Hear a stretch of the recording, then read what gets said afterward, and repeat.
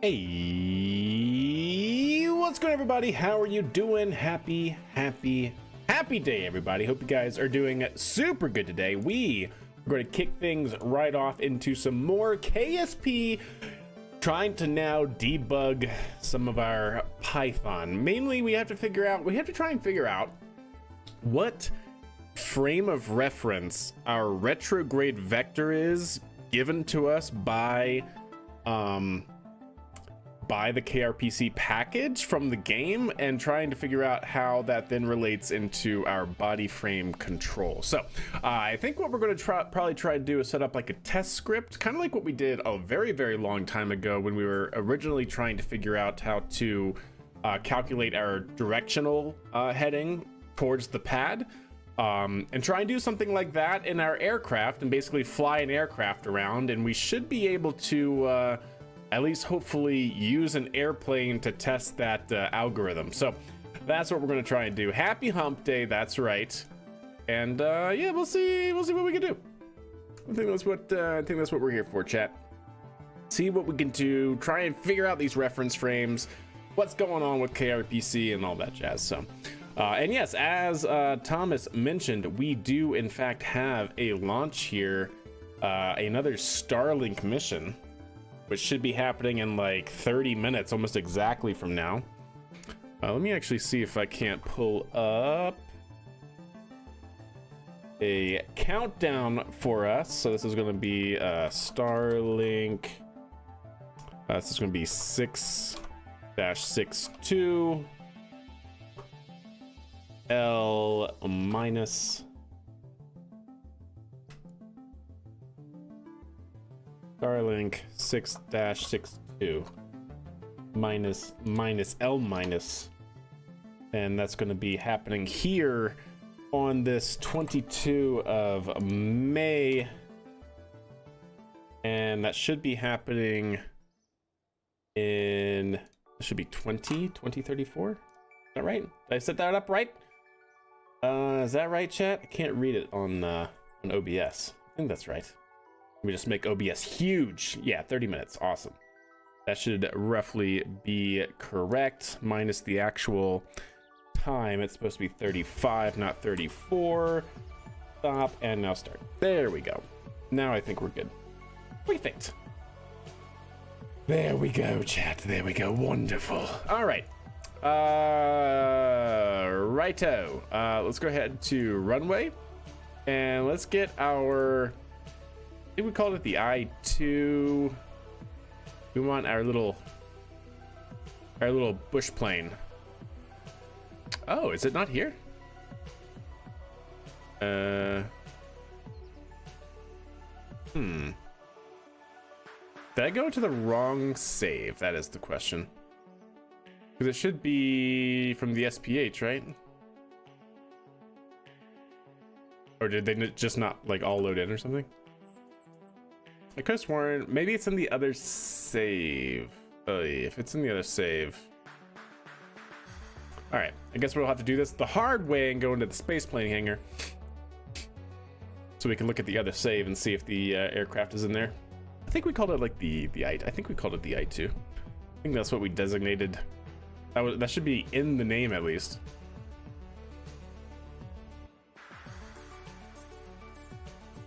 Come on, game. Oh my god, we have so many craft files, chat. It's bogging the game down. All I want to do is load in our aircraft. Let's first check again. Ooh, that's taking a minute, chat. That is taking a minute. There's all our CLS stuff. Oh my goodness. We should really go back through here and see what we got going on in terms of our craft files and whatnot. All right. Again, I2. I swear we called it that, right? Yeah. The I2 AV10B. Good. That should be the version. There she is, chat. Wonderful. Look at her. And let's go ahead and launch. And in the meantime, we'll bring up some VS Code and see what we got here. So We're gonna, I guess, use this that we had going on, and we're gonna test our retrograde heading. That is what we got to figure out today. If you remember from our DCS hop test that we were doing, we were trying to figure out how can we aim retrograde slightly off of retrograde, like basically slightly off of vertical in the retrograde direction, so we can land, you know, with very little horizontal velocity. And it's this stuff right here that I want to figure out. So ideally, I should just be able to copy and paste, and I think we're going off the runway, which is awesome. That's perfect. This is a bush plane, so it doesn't even need a runway kappa. Yeah, let's just go ahead and hit. Oh, it's just gonna slide. Okay, I got it. I understand. It's just gonna slide, chat. Right. So we are going to want this and that. And then are these activated? No, they are not. Still not. There we go. So we have our flaps. Perfect. That should all be engaged. Excellent. We are ready, chat. We are ready, but not there. Here we go. Yes. Perfect. You just want to make sure everything is set up there. Good.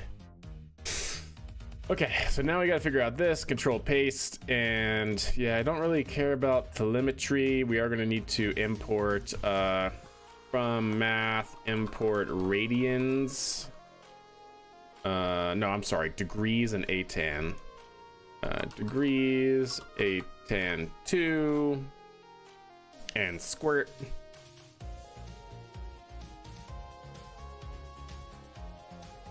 Okay.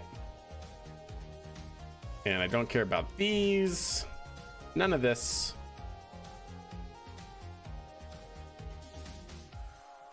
Yep, and we just want to print it out basically at every time step. And all of this needs to get shifted over indent. All right, so that's what I want to figure out, chat, is this stuff right here. Is what is our direction? We should see our direction basically 180 degrees away in the opposite direction of our flight.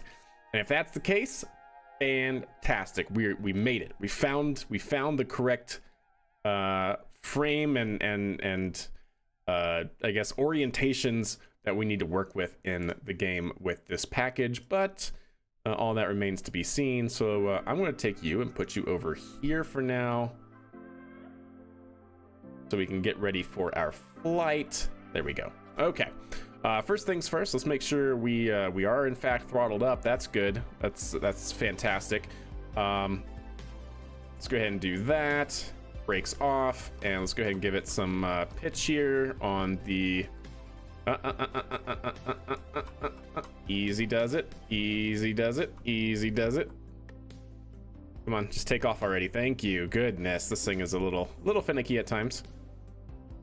All right, there we can see our impact. If we just stopped here right now. All right, let's go ahead and pitch on up. There we go. So trajectories for now, we can take off the in-flight. Yeah, good. Go ahead and get rid of that. So now what we should be able to pretty much do is we are heading at 283. So let's actually turn around and head at 090. And see what our heading calculation is for our retrograde vector, which should be exactly opposite of this. It should be 180 degrees, right?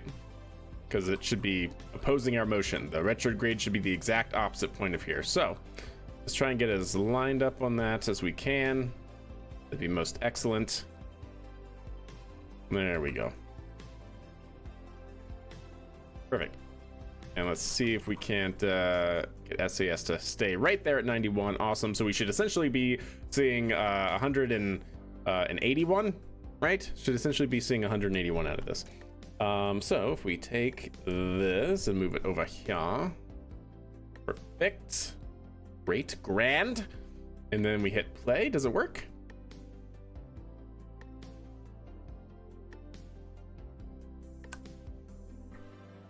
Oh, well, it should print once. I actually probably need to do it multiple times. Still says it's going. Ah, that's why. So I don't want that. This needs to get changed to test retrograde heading.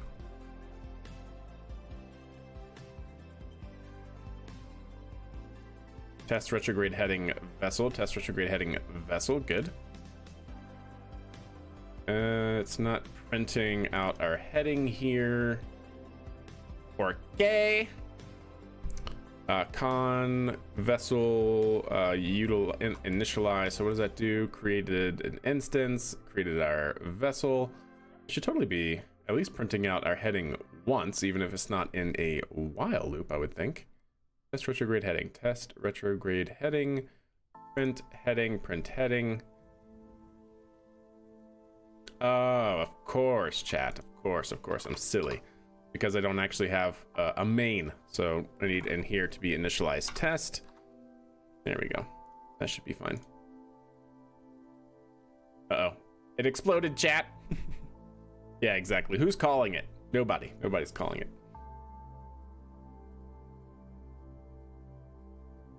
Or a paper, plastic, parachute, or wing need to be without burning up coming back from the moon. Well, it all depends, Perry, on how much surface area would you need. Depends on the ballistic coefficient primarily. Okay, there we go. However, of course, there we go. Go here, not here, and then do while true. Yeah, I know. Very bad programming here. Infinite for loop, but it's kind of actually what we want. So there we go. Hey, all right. Now let's see what we got here. So right now we are going towards 90.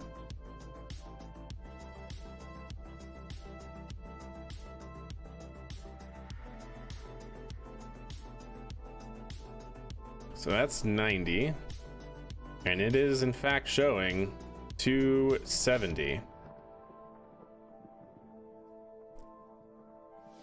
Okay, let's go this way now. We're gonna head 180, which means it should be 0 and or 360.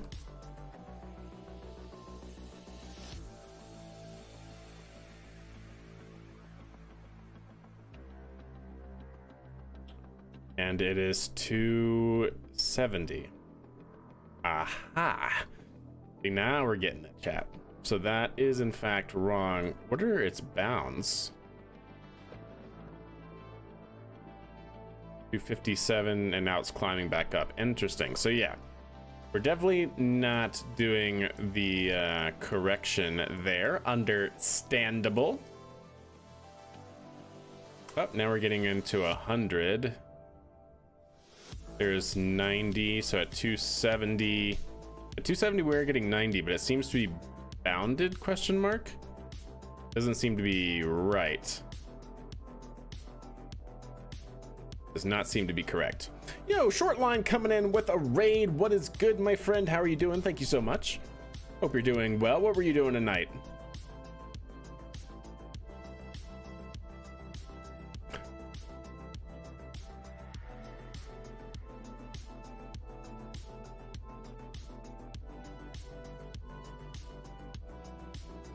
Playing Railroader. Awesome. How's that? Good deal. All right, so we're sitting at 78 with a heading of 264. That seems right. So it's not getting, it's like bounded, which is kind of interesting. So it probably has something to do with the math that we have implemented here. Probably definitely this, where we have y and negative x. Probably not something that is actually beneficial. Let's go ahead and restart that with that correction. So now it says 96, which seems, I think, more correct. That seems more correct to me. Now in the KSP mood, but I don't feel like playing myself. Understandable. Yeah, I get that. All right, so we want to head to 70, and at that point, it should be spitting out 90. But it's most certainly, oh, actually, will it?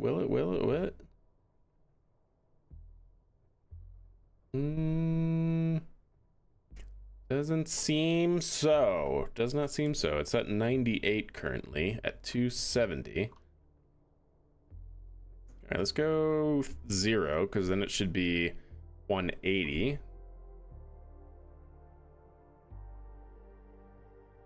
This is fine to do in a bush plane, chat. Don't worry about it. Totally okay. Don't even worry about it.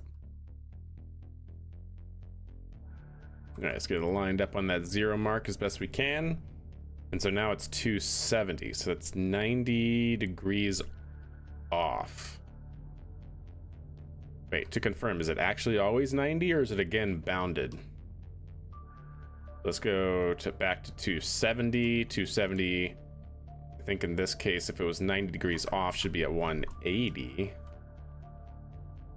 But it's actually at 90. Oh, it's not even going lower than 90? Oh, yeah, it is. Okay.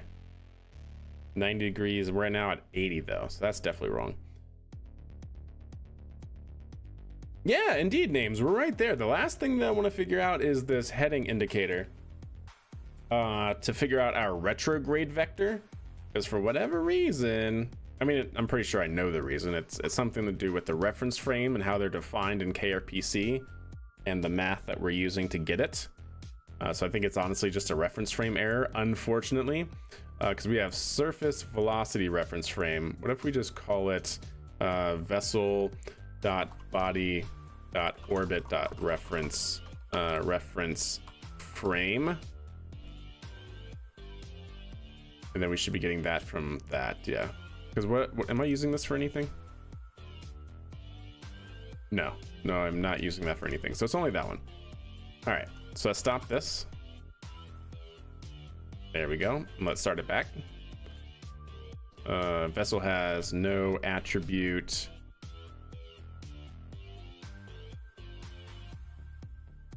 Oh, is it vessel.orbit.body? I think that's what it is. Orbit.body.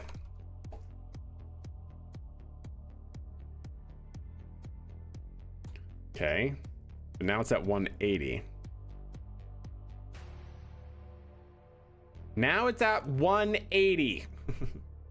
So again, it's off. So how much is it off of? So if we go to bearing 180, that was a 90 degree offset again. So it's not the orbital reference frame. So is it the surface reference frame? Hey, what's up, Mr. Good Hands? How are you? Now it's 150. How is it 150? Yeah, so it's definitely not this frame, because this frame is local horizon, and then it's the orthogonal, so it's down local horizon, and then whatever the orthogonality is to those two. So that's definitely the wrong reference frame.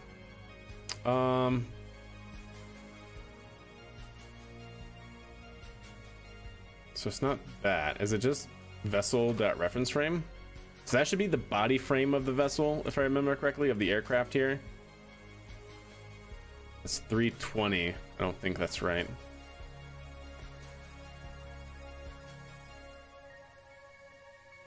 See, this is why we test with the aircraft, chat, because we can do these tests at our own time here. So 330. Yeah, that's definitely not right? So it's not the body frame of the vessel either. Some old school KSP, you know it.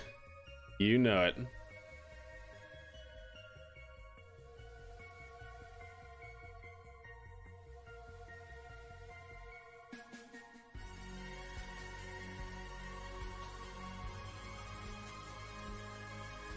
Nice.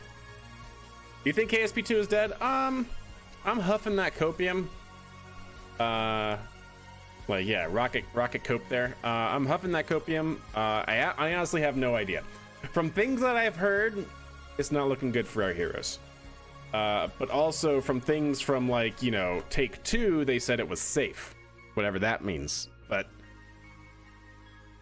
if you've been following, there are people that used to work there that have been putting in their applications elsewhere, which means that their dev team is not going to be the same if they do decide to move KSP2 development into another internal studio.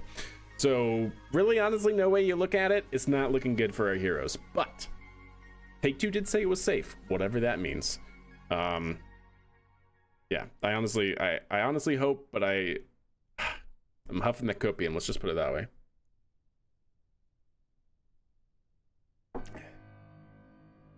Yep. So I'm definitely hopeful, just because of the mixed messages we've gotten from Take-Two. But yeah, that's about as far as that goes.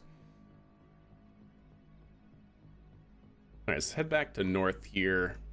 Like I said, chat, for anybody just coming in, I'm trying to figure out what reference frame is the correct reference frame to be getting our retrograde vector in, so we can actually then control our vehicle to point at that reference frame.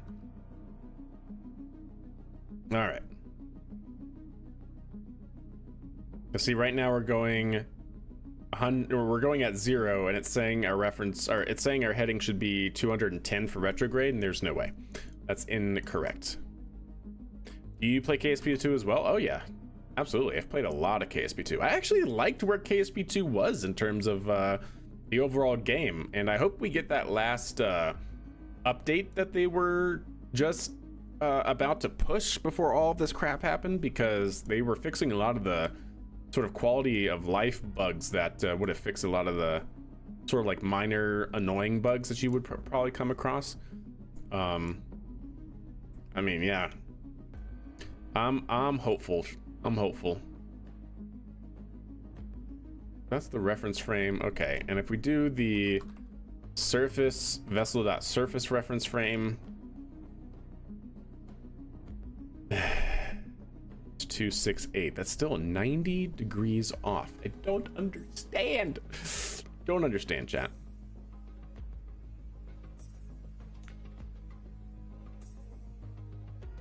Doesn't make any sense to me.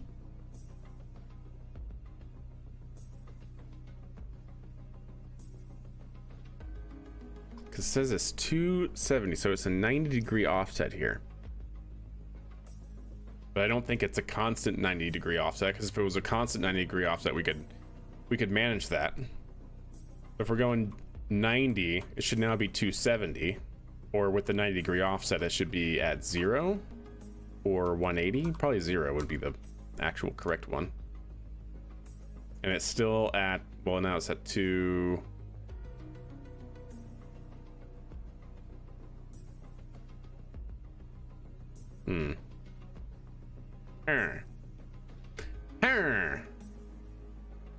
So that's surface reference frame, getting the retrograde vector from the surface reference frame. Definitely wrong. Either that or these are wrong, but it should be a tan 2 of y over x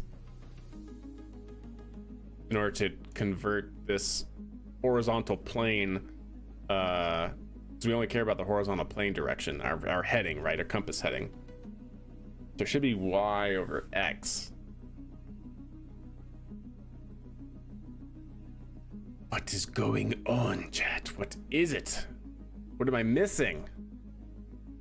Because we have surface reference frame vessel. Where are the docs? Bring up the KSP docs here, because we have the surface reference frame that is fixed relative to the vessel and oriented with the surface of the body being orbited. So it's probably not the surface reference frame. I was thinking it would be the velocity reference frame, but at the same time, doesn't seem to be. That's the position in the vessel in the reference frame. Surface velocity reference frame. I feel like should definitely be it, right? It's this. Aligned with the velocity in the y direction. X-axis. Wait, x-axis is up? Wait, x-axis is up. Is that why? Wait. X-axis is up. Hold the phone. Is that right? No. That's not right, is it, chat? It's not convention. Or typical convention. Yeah, it should be YZ.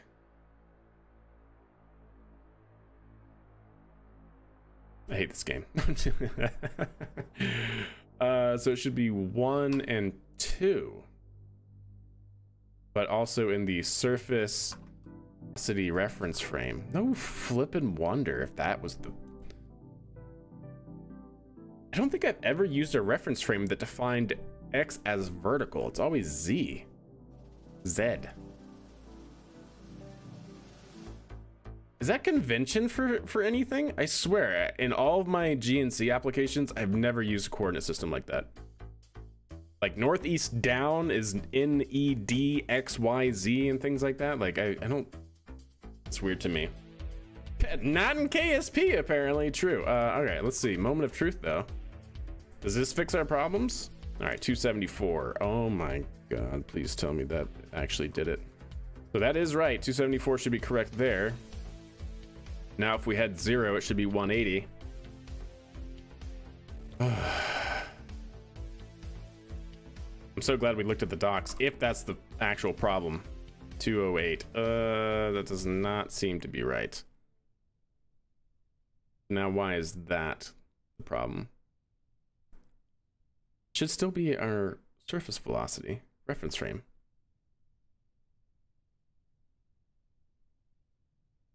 Well, I guess that's true, Warlock. For aircraft, nope. So Z is X indeed, in this case. But that's 212, and I don't think that is correct. Because we're pointing north, which is 0 or 360, so technically speaking, it should be like 180. Let's see. Let's just go right back around. Let's go to 270, because now it should be 90.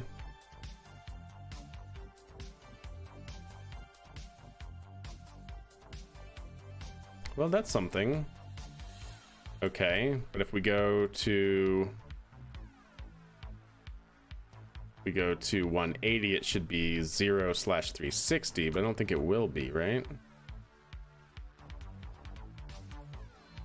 Try and get it right on that if we can. Yeah, 180, there we go. 330, why is it 30 degrees off in both directions?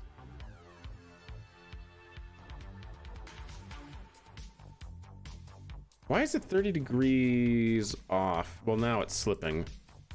But before it was even 30 degrees. It was 30 degrees off on the other side as well.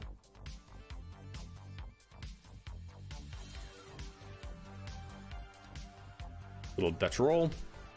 180 should be 0. But it's 328. Should be 360.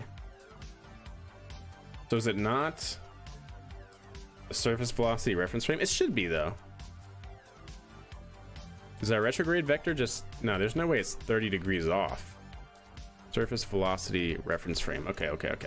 Hold up. Let's actually test the other frames just to be 100%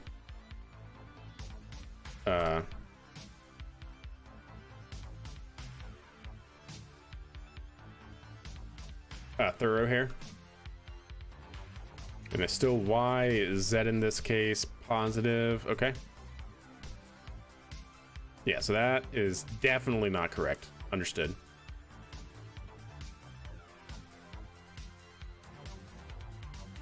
SpaceX will go live soon. That is true. Okay.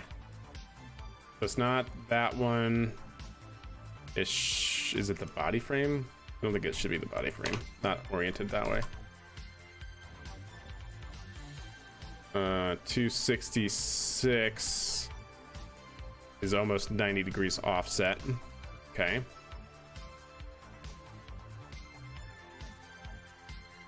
Surface reference frame 146, so that's definitely not it. But I think it is the surface velocity reference frame.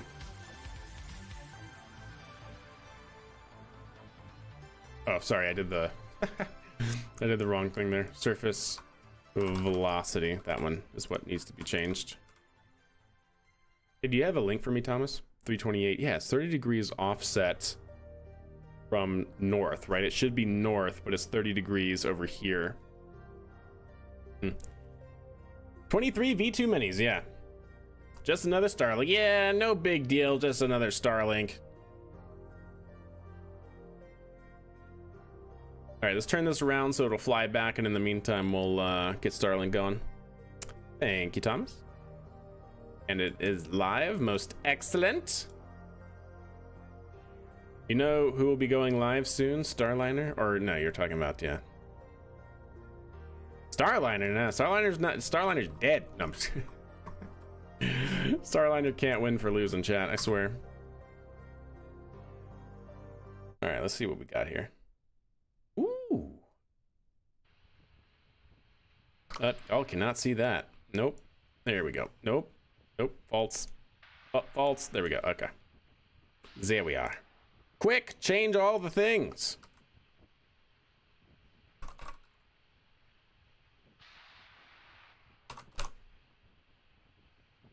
And we want to go to science. And done. Good. Good. Boop. Y'all see that? Yep, y'all can see that. Perfect. Perfect. Most excellent.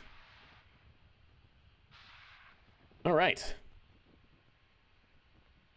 So yeah, we got 23 more Starlink satellites about to go off here in 3 minutes. You think NASA needs to ask them for a refund? As it will just never work? Nah, unfortunately, that's not how contracting works. I mean, technically, Boeing has already been fined because they had to fit the bill for their second demonstration. So that's something, right? NASA should ask the same for HLS. Well, that remains to be seen as well. Stage 1 LOX load complete. All right, stage 1 LOX load is good. We should see a massive purge here on the transporter erector here. Got to get rid of all that liquid oxygen before it flashes to gas, being superheated by the very hot stuff that's about to come right here. You know, you don't want very, very cold cryogenic propellants that are liquid inside of enclosed space. Otherwise, kaboom, you know, that'd be bad. Does KSP have true magnetic north? I mean, even if it doesn't, it doesn't have a magnetic field, but I would assume that for reference frames and compass heading and things like that, yes. Well, I guess it would. What I'm trying to say is I think the magnetic north is the same as the geographical pole. So. Stage 2 LOX. Human rated Dream Chaser would have been sweet, but would not have been without its own problems.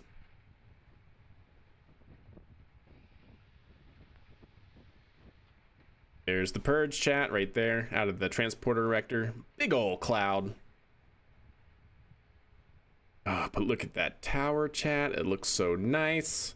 What they use for ingress of crew when there's a Dragon capsule sitting on top. Very nice. 1080.8. 8th flight for this booster. Heck yeah. T-minus 1 minute, chat. Oh, and I guess I should probably just go ahead and stop that since we're actually watching it. There we go.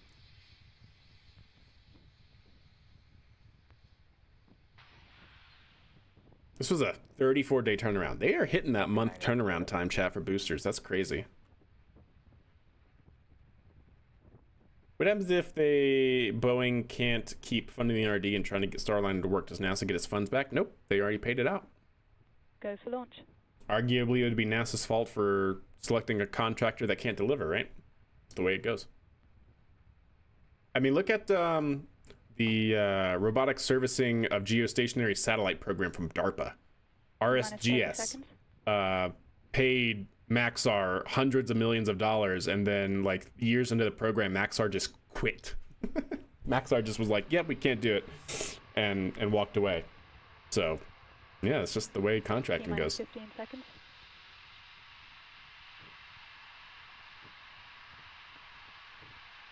All right, watch for the green flash if you guys can see it. Nah, the water's probably gonna. 3. Oh, no, green flash. 1. Heck yeah. Lift off. We have ignition. Ooh, yeah. Listen to that roar, chat. Vehicle is pitching downrange. The roar of the mighty Falcon 9. Everything looked good there. Launching 23 Starlink V2 mini satellites. Roughly like, what, 15 metric tons? Vehicle is rolling to the proper flight azimuth, aligning itself for its control convention, which is what we're trying to figure out in KSP2 right now, or KSP right now. Would you go up on a Falcon 9? Absolutely. Come on, Falcon 9's had like 2 failures in like 300 flights or whatever it is, yeah. And yeah, it's all good. Space flight is not without its risk. You just have to understand that. I'd fly on New Shepard. Nominal. New Shepard's also great. Falcon 9 is supersonic. Supersonic. 1 minute into flight. We got about another minute and 20 seconds in the first stage burn here. Now passing through max Q, that is maximum dynamic pressure. Q. Max Q is the basically the point in the flight where the aerodynamic loads are the highest. What we're starting to see here is underexpanded plume. As we go higher in the atmosphere, the engines cannot expand the gases anymore, so as soon as they leave the nozzle, they just go everywhere. It's called underexpanded plume. Looking very nice. Very nice. A wonderful launch so far.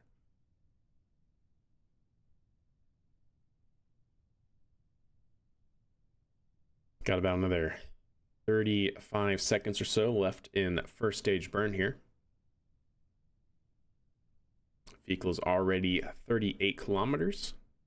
Should be expecting it to reach well over 100 kilometers altitude above the Kármán line. Yeah, what's up, Entropy? How are you?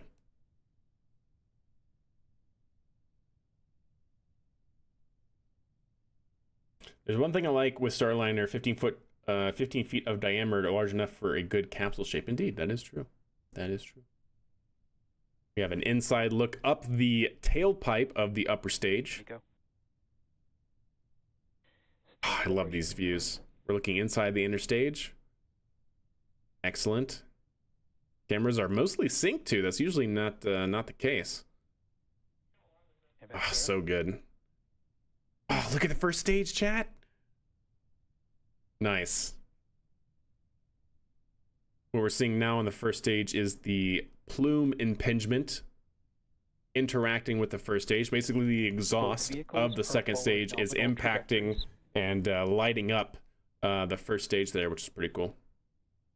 Bad timing for an ad. Oh, I'm sorry. I forgot to run one before we got a launch. Bearing deployment. Is that the moon, chat? Looks like the moon. The night lights in the background. Indeed, you can see the east coast of Florida man right there, where I used to live.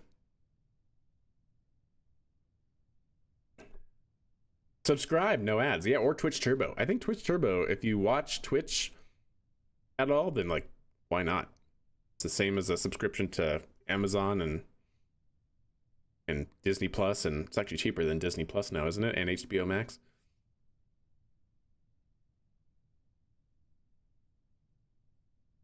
What we're seeing here is the first stage is pretty much looking nadir now, looking straight down.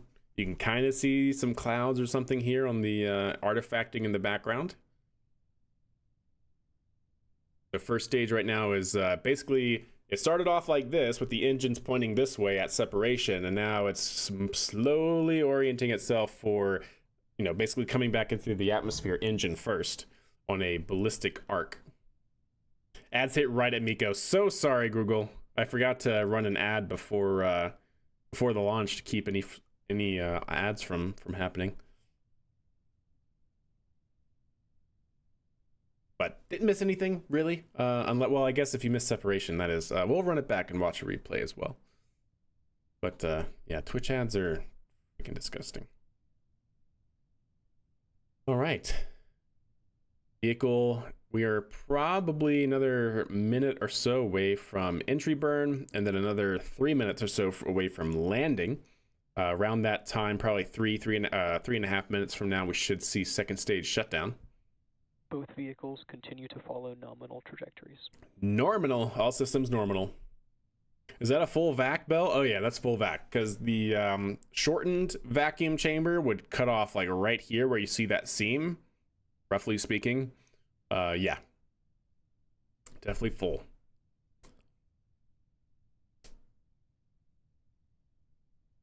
Let's hope that this one will have a soft landing. The NRL 1461 dropped onto the deck after a hover. Yep, that is true. That booster was fine though, right? Just a little like, ooh, ooh.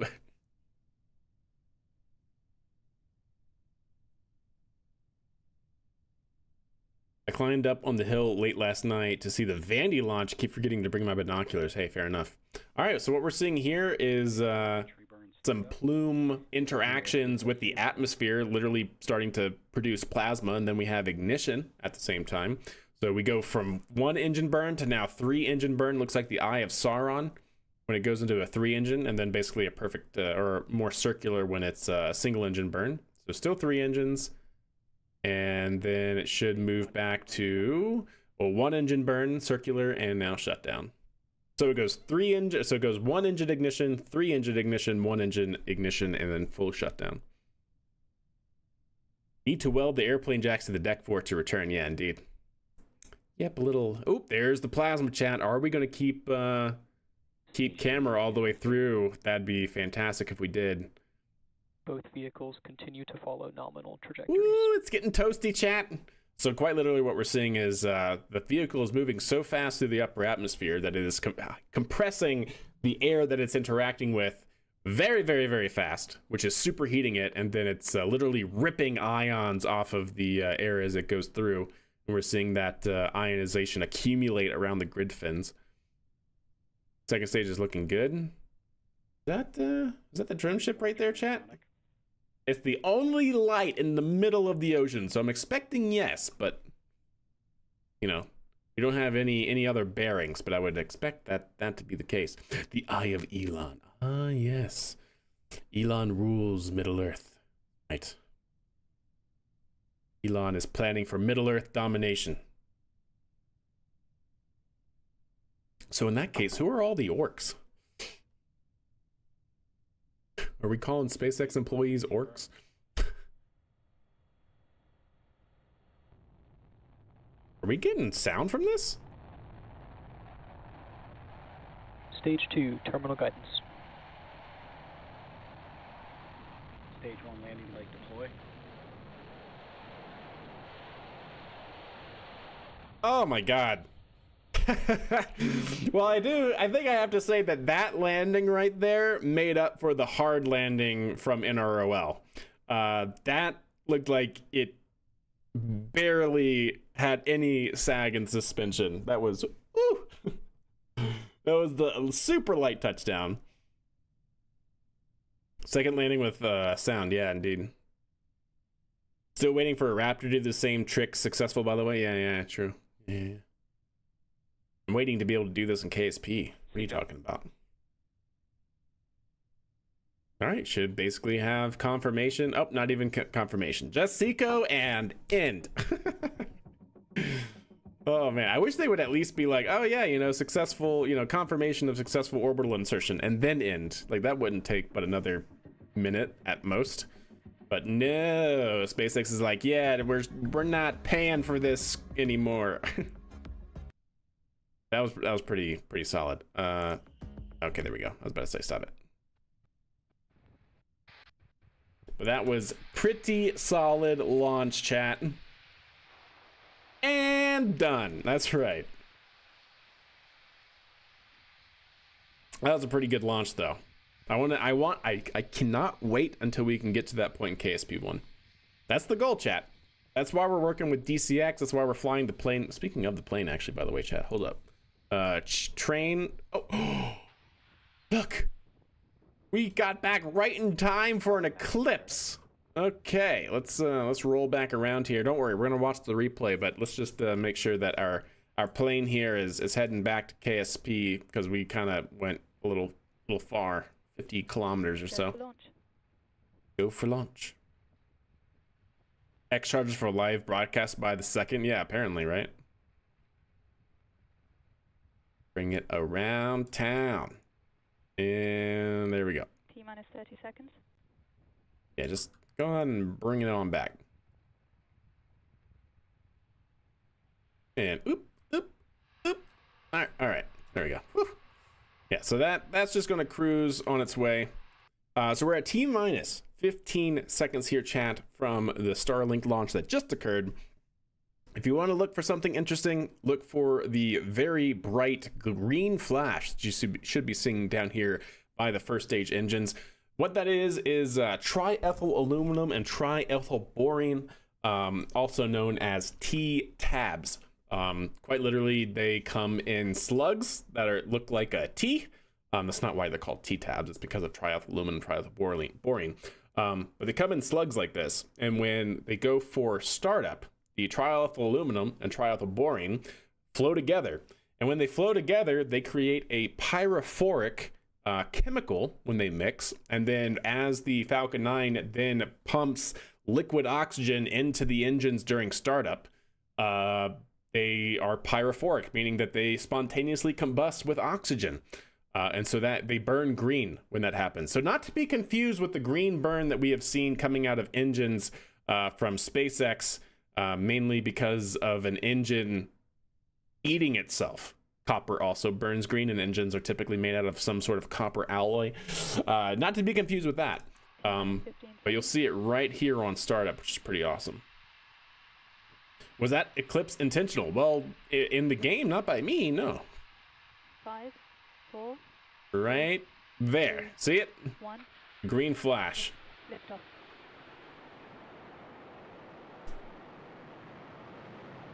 Ah, the sound is so good though. I wish they had a little higher over the announcer's voice. So good. Hold up. Oh, too far. T minus 15 seconds. He was telling everyone the reentry heat is from friction heating. I mean, it technically is. 5, 4, 3, 2, 1. Lift off. Yes! I love the strong back throwback. Look at that. The thing's like just whee! Free fall. Vehicle is pitching downrange.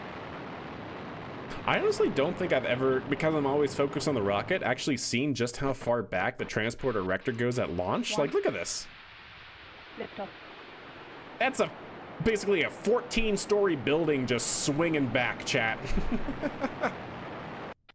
Lift off. That's crazy. Because I'm always focused on the rocket, I never really see just how far back it goes. Vehicle is Yeah, it pitching drops. downrange. That's awesome. All the way back. And then the great sound as well. Can't deny the great sound.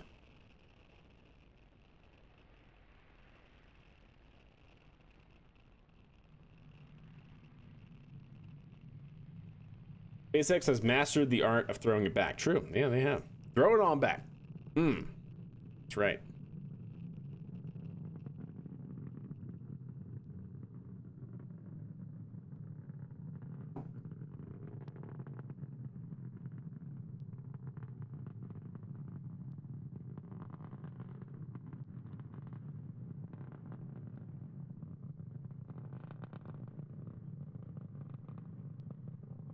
So again, like I said, this is, you can see the engines now, how they are. You can tell that this is probably roughly a little bit under the design point of the engine. So basically when you're looking to design a conventional bell nozzle, now I make that qualifier because different nozzle designs have different ways that they can combat losses from atmosphere, right? If you're designing a conventional bell nozzle like what SpaceX has, you typically design it to a specific operating point. And so at that specific operating point, the engine is designed to expand the gases coming out of the engine to the atmospheric density at that design point. So what does that mean? Well, essentially what that means, you know what? I haven't done this in a while. Let's actually do some drawing, chat, because I'm feeling artistic. Come on, you can do it, Epic Pen. Thank you. So what that typically means, right? If you're looking to develop your typical bell nozzle for your rocket engine, right? And this is the exit, not exists, exit, and this is the throat. you have all of your fire coming out of here, right? And what the engine is designed to do is take all of that expanding gas and quite literally expand it to the atmospheric pressure, which you can call A naught. So what you want is the exit to equal A naught, right? You want A naught equal to A exit. And what happens when you get to that point is the expanding gases out of the rocket engine basically look like a single column of gas. All of it is going outward, right? Now, what happens, typically speaking, for typical bell nozzles that are designed for a single design point that are underneath their design point, you would have your bell nozzle, right? Here's your exit nozzle, so AE, and you will also have A naught. And in this case, if we are operating, so let's say this is 10 kilometers, and this is going to be sea level, right? So 0 kilometers altitude. You will end up having AE be greater than A naught. I'm sorry, that is the exact opposite of what it is. AE is going to be less than A naught. And so what happens typically at that point is you're going to get flow separation inside of your engine. So your flow is going to look something kind of like this. It's going to look compressed. Now, why does it look compressed? Because you literally have your atmospheric pressure pushing down on the sides of your expanding gases outside of your nozzle. So this, you're going to have atmospheric losses. This can be bad because you can have turbulence inside of your nozzle, flow separation. This can cause your nozzle to quite literally vibrate at very, very fast velocities, cause all sorts of stresses and fractures, and it can go kablooey unless you account for that, right? That's typically why if you've ever seen a vacuum engine optimized nozzle like the Merlin 1D vacuum being tested at McGregor from SpaceX, they don't have the engine nozzle expansion, the massive nozzle actually attached to the engine. You'll see a very, very stubby little thing, which is basically just the part of the engine going to the throat. And then they don't have the big nozzle attachment at the very end. But then so this is actually called this is overexpanded plume. This is your design point. And then last but not least, you'll have basically your operating condition on the other side of your design point. So again, if you have your engine nozzle, right, like this, let's call this, call it 80 kilometers altitude. What you will actually have at this point is you will have, move my calculator out the way so I can actually get to this point. You'll have AE and A naught. And you will have AE being greater than A naught. And so what does that mean? When you have more pressure on the inside as the outside, your pressure is going to go outward on either side, right? And so this will also have some losses. That's typically why you have very, very, very, very, very big nozzles on your upper stages to try and prevent this from happening. Because what you want, again, is you want this. You want A naught to be equal to AE. You want your exit pressure to be equal to your exit or to your ambient pressure, right? So if you think about a near vacuum, the pressure is very nearly zero. So how do you expand something to zero? You basically have to have an infinitely long nozzle is what that design point means. So of course you can't have an infinitely long nozzle. That's impossible. So you basically just try to make it as large as you can until the losses are very, very small. But yeah, so this is of course called I am so sorry. That is under expanded plume. That's why you see it go outward as you rise up in altitude. So yeah, probably way more information than any of y'all wanted to know, but there you go. Falcon 9 is supersonic. Just look at the RS-25 startup to see the vibrations. That is true. Do you have a link for that, Thomas? We'll look at that. Like removable skirts, indeed. Could nozzle change its form to adapt the ambient pressure at different altitudes? Yeah. In fact, there are certain nozzle designs that are actually very specifically tailored to limiting these kinds of losses. The first one, first and foremost, is a dual expansion nozzle. A dual expansion also known as a DE nozzle, quite literally has two design points. You'll have the throat, right? You'll have your first expansion, and then quite literally a second expansion. And so you'll have the same here, first expansion, second expansion. So at sea level, right, your plume will just be here, and you'll have separation on this side. And then as you get higher and higher into your altitude, you will then have your more normal design point for higher altitudes. It'll still be probably somewhat expanded because, like I said before, you can't have an infinitely long nozzle, but that's one way to do it.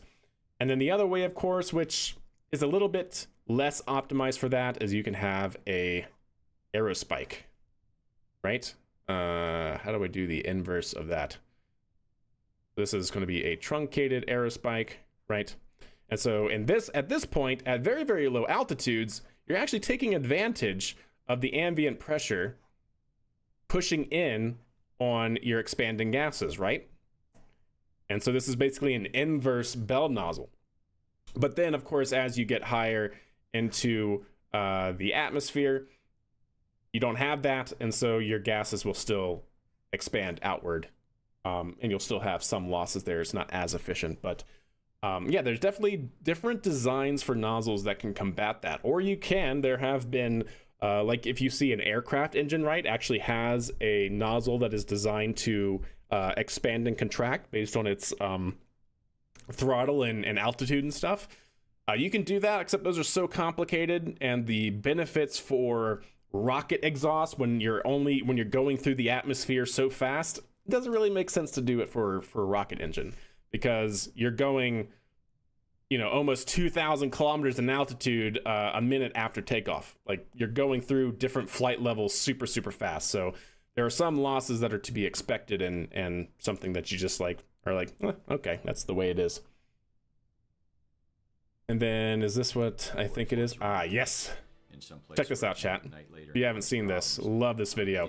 So this is the Space Shuttle main engines, the SSMEs, during startup. And remember what I said, that when you have flow separation inside of your nozzle, it's going to cause it to vibrate and flex and stress. We'll take a look at the engines. You'll see this is on startup, so essentially think of it like expanded plume, because it hasn't ramped up to full power, so you're not getting the full expansion inside the nozzle, right? The engines sort of turn on here, and so we're wait for it. Coming into about so I'm not sure if you guys can see it on this one. It's very prevalent on this one here soon. But as soon as you start to see the shock expansion inside the nozzle, they're going to start to wobble and breathe. It's very unsettling. Off the center of gravity. And when the whole vehicle snaps, so you can start to see it here. The nozzle is doing this, and you should be able to see it on this one. There it goes. You see that nozzle just breathing, chat? Oh my god, that's so good. You can just see it flexing and warping in so many different ways. And the reason why that this happens is, again, if I go back here, one more stick. All right, you see this line right here inside the nozzle? That is the shock happening inside the nozzle. You can see a separate shock here happening outside the nozzle, but you're still getting that flow separation, creating a shock on the inside of the nozzle of the Space Shuttle main engine. So until it ramps up to full power, you're getting flow separation in this boundary layer right here, which is why it looks different. All this flow, and then you can actually watch this if I even go further back. You can actually watch that shock move all the way out to the edge of the engine. Computers are checking and validating that everything's a-okay. So watch for the inside here. There's a little bit of a pitch over that the whole vehicle does. Stand by. These engines thrusting off the center. You'll see it here. You see that shock inside the engine starting to move down. Straight up in the air. And there it goes. You see it? And you can literally watch the shock inside the engine, then move outside the engine, and then ramp up to full thrust. So that's what you want to try to not have happen in flight, especially as you're going through massive different flight regimes or massive different pressure levels, because then you can have chugging and you can have stress fractures and who knows what on your engine, and that's bad. That's bad. Okay. I think someday we could use an afterburner style system for rockets, but the materials have got to be much better. Yeah, that and actuators and mass and all that sort of stuff. Propellant. Like I said, you got to find that balance between acceptable losses, right? And your desired performance. Because like I said, you can have a 0 loss engine, but you have to have an infinitely long nozzle, right? So like, you know, that's not. I mean, that technically is possible to have a very, very, very, very, very, very long nozzle, say 100 feet long or whatever, right? But at that point, your engine's going to weigh so much that you're not going to be able to get your engine off the ground. So yeah, definitely a lot of stuff has to happen in order to expand that out. Those nozzles are oscillating. Vacillating shape. Yeah, indeed. All right, so back to Starlink here, the replay. Impact chill has started. Oh yeah, speaking of test plane, hold up, chat. Oh, we're now at nighttime. Oh, and we've already gone. Did we actually? Yep, we pretty much went 100 kilometers, because we were weren't we like at 70 kilometers away before, and then we turned around or something like that? We've gone almost 100 kilometers in this plane. Might as well at this point just revert to launch. Why do you have wine? Because it's been a day. All right, that's why. I don't know. That's kind of like my thing. Yeah, why not? Indeed. Yeah, I enjoy nightcap. No wine. I hate you. Stop it, Warlock. How dare you? How dare you make such a disgusting, revolting pun? Just ugh, you know. I mean, my goodness, you should be ashamed. You should be ashamed of yourself. All right. You're welcome. Yeah, I hate you. Does Earth optimize nozzle shape compromise performance in a Mars atmosphere? I understand there's a difference, but is it meaningful? Does Earth optimize nozzle shapes compromise performance in a Mars atmosphere? I mean, if you're designing a nozzle for the Mars atmosphere, you're basically designing for a vacuum, because the Martian atmosphere is like what, like 4% of Earth atmospheric pressure, less than that. It's really, really low. I don't remember the exact thing, but typically speaking, you're landing like rovers and stuff in a very that are shipped there in a very, very confined space. So you're already creating nozzles that are not optimized for a vacuum because you want them to be small and compact. So yeah. Whiny the Pooh. Yeah. Oh, the pool. I thought you were saying Whiny the Pooh. So Mars is basically Colorado. Yeah, exactly. So what we're seeing here, chat, like I said, is the under expanded plume. It's always kind of counterintuitive when you reference under expanded or over expanded plume, because it's from the design point of the engine. Remember that. So the engine's job is to expand the plume to atmospheric pressure. When you start to get to the point where the engine cannot expand it enough to reach atmospheric pressure because you're in a near vacuum, it's under expanded relative to the atmospheric pressure, right? So it's always I always trip myself up saying that the first time as well. It's always like the opposite of what you might think it is. Yeah, more like Everest indeed.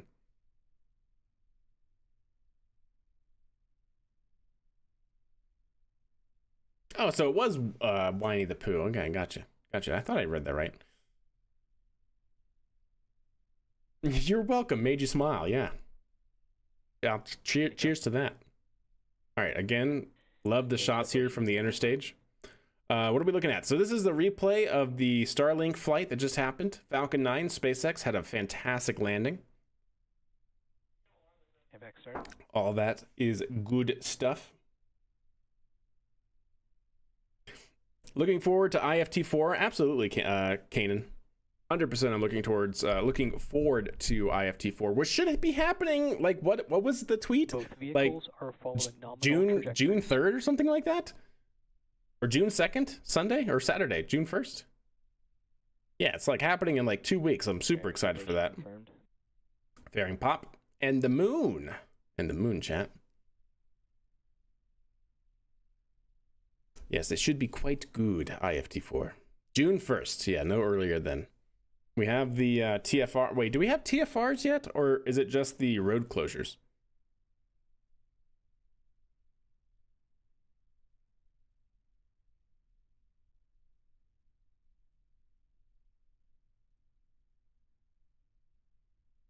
So again, we should be roughly another couple minutes out from this point before entry burn.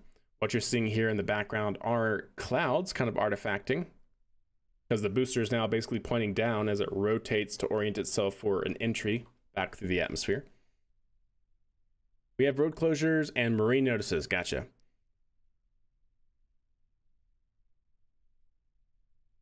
They've been flight tests since flight 2. Well, there you go. So they're just FTs? They're no longer IFTs, they're just FTs? Okay. I guess I'll use that terminology from here on out. I haven't heard, I don't think I've seen anything other than IFT in all of the tweeters. So for a vacuum optimized engine, the end of the bell was pretty low pressure. Could we see like lighter weight materials like Kevlar cloth or something just strong enough to hold a shape? Maybe. Yeah, maybe. Yeah, FT or just F. So it's just flight 4 in this case. Understood. Flight number 4, even though we're still testing. And technically, all the other previous serial numbers only of Starship were also flight tests. So no longer, even though those weren't integrated flight tests, and those were flight tests, and we did have an integrated flight test, but now we're back to flight tests. Yeah, totally makes sense. Or how about FST, full stack tests? There we go. Yeah. Just put an S in there. All right, should be seeing entry burn here. So look down here, chat, as you're going to start to see during spool up of the turbines for the first stage engines. You'll start to see the exhaust interact with the atmosphere. And this thing is going supersonic, like very, very high supersonic velocities, meaning that as it goes through the atmosphere, screaming through the atmosphere, the actual gases coming out of the engine exhaust will start to interact with that atmosphere. And because you're at very, very high velocities, it's going to turn it to plasma. You're going to start to see some things light up and stuff, which is pretty cool. FIST, fully integrated stack test. There you go. Perfect. Yeah, I love it. Can't say it. Can't say it, chat. TOS. Anyways. Oh, dear. Yeah, there have been a couple tweets saying IFT, but everyone else has just been FT or F. Yeah, fair enough. Fair enough. All right, so look down here near the exhaust. I know, I'm horrible. I'm sorry. Get used to it.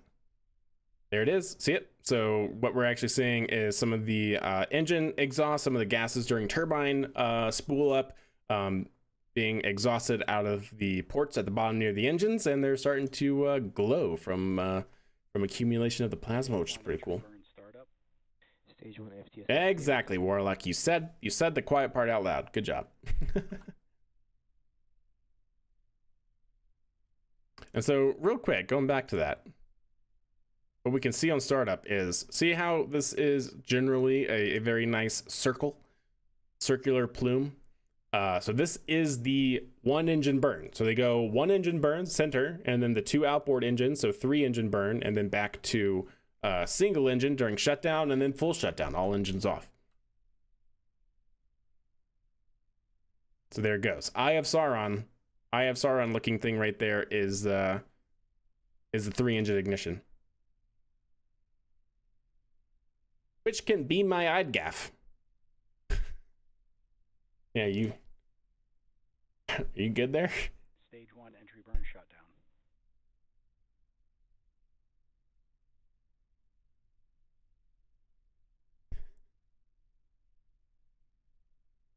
The IS Sullen, yeah, something like that.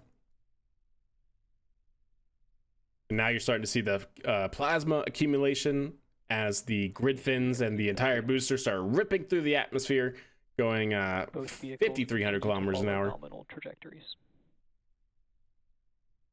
I'm not going to dignify that with a response there. Thomas, there you go. What's cool is that a while ago, sometime last year, we actually read a academic paper here on stream that talked about grid fin design and its effects on atmosphere. Basically where the highest heating is going to become when you're going through the atmosphere with the grid fin. And what's really interesting is that they said that the most plasma accumulation and the most heating occurs at the edges, of course, of the grid fin, and then very, very near the very, very near the attachment point of the grid fin as well, which all makes sense. But it's really interesting. You can sometimes see it, especially on like this one. Right here at the attachment point, the thickest part of the grid fin, you can see a lot of plasma accumulation as it goes around the edge. It's pretty interesting. CFD confirmed. Oh yeah. Yeah, grid fins did not used to fare well.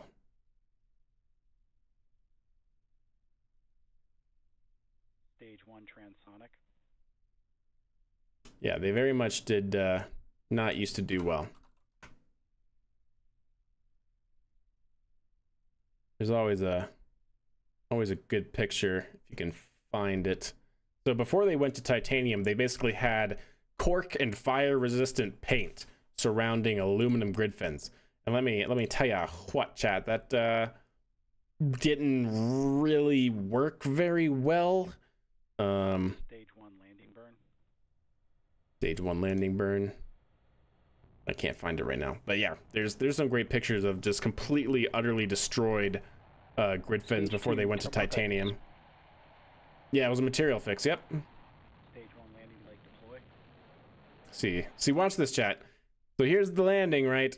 Watch how smooth, just how very, very light of a touch this thing touches down on. Very, very different from the NRL launch that we saw. Just super light, just a little. Very nice. And so there's the. You can actually see it in this picture. That's the landing zone right there, the barge, ASOG, a shortfall of gravitas, of course. Aw, man, tweeters. Okay, thank you. I was about to say, Twitter really dropping the ball here. Stage 1 landing burn. Ah, yes, there you go, Thomas. Perfect. Let's see, watch as it transitions over to the grid fin. So just watch how lightly this touches down, which is really, really nice. And, ooh! Super good. Well, that was the replay of the Starlink mission that we just saw. Pretty great. Love it. Loved every minute of it. And then end webcast immediately. But yeah, check this out, chat. See, there you go. So yeah, aluminum does not like a lot of heat, chat. Let me just tell you what. Really, really hate to see that. Really, not good. Not great, Bob. Not great. That one looks more intact, but this one really hated going through what it did. a little scorched, little hot, chat. Anywho, let's get back to it, shall we?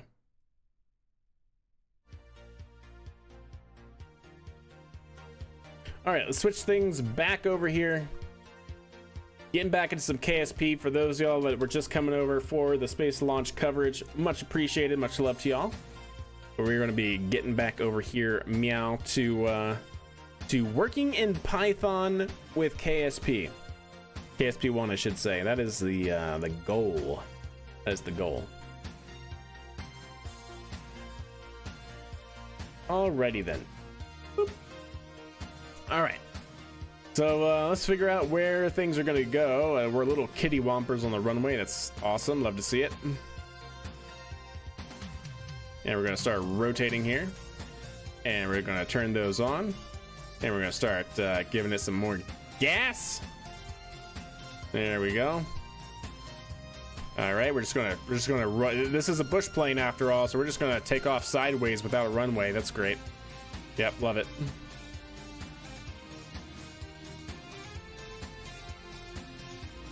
There we go. Get a little bit more action on the props. A little bit more. There we go. There we go, chat.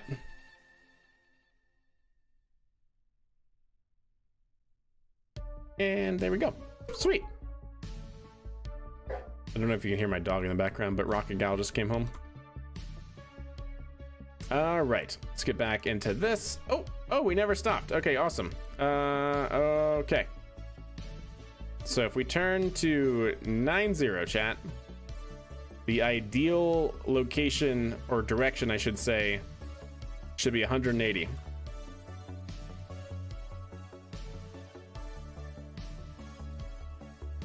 So it should be around 180. It is not. It is not. No, I'm sorry. It should be 270. Yeah. We should be adding 180 to 90, so it should be 270. Yeah, that's right. All right. Well, that's good. So that's positive, I think. Hey. And if we go to 180, though, I think this is where we were having some issues, right? 30 degrees offset for whatever reason. Yeah, 30 degrees offset. I don't know why. Because if we do a loop-de-loop, chat, right? I don't even know if this thing can do a loop-de-loop, but my golly, we're gonna try. If we do a loop-de-loop, we should be at 360. But instead, it's more like 330.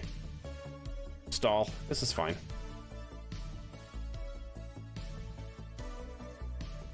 Probably 100 should be 280. 110 should be 290. All right. Sure. So let's go. Well, we're right there at 280. So let's just stop right there and go 280. It should be 110, right?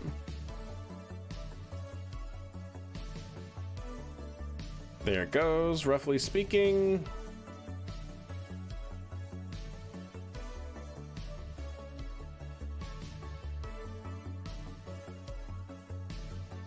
We're kind of slide slipping a little bit.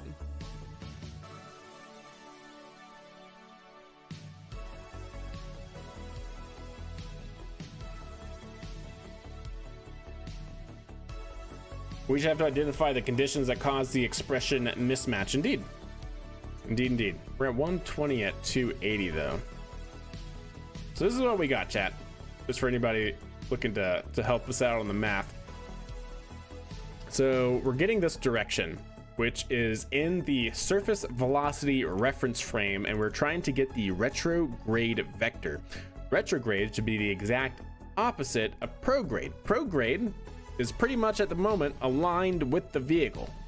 That green circle right there, right, is prograde, and it should be pretty much 282 degrees heading. And we saw in here the documentation for kRPC that our surface velocity reference frame has X up. So X is up in this case, which means that to get the horizontal plane in order to get your compass heading, you should be using Y and Z. It should not be the surface reference frame, right? Because that's always north and east. And I don't think it's definitely not supposed to be the orbital reference frame, which is radial, normal, and prograde. Definitely not that one, because we're not in orbit. Forward. Oh, Z-axis is down. What the Why? Why is the reference frame, the body reference frame, Z down? Whatever. You know, I'm just not gonna say it, chat. So we're operating in this one currently, right? Surface velocity reference frame, yeah. Should be 100 right now, indeed. But we're 20 degrees off here. So we have our direction, which should be our tuple, which is a unit vector for our retrograde vector. And then we take the atan 2 of what's supposed to be y over x, but that's when you have z being your vertical component. But so in this case, it's actually y over z. And then we check, because atan 2 is bounded between negative 180 and 180, we need to make sure that we add 360 whenever we're negative, because that's what compass heading is, right? Compass heading is between 0 and 360. So yeah.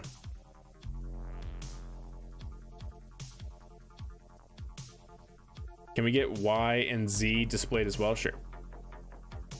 Like the actual components? You just want the direction components? Sounds good. Because when we're heading perfectly along the axis, yeah. What do I want? What do I want?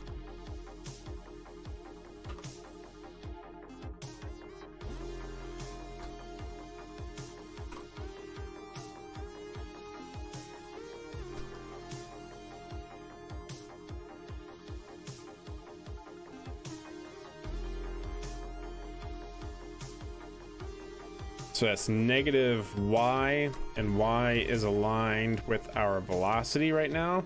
Yeah, it's aligned with our velocity.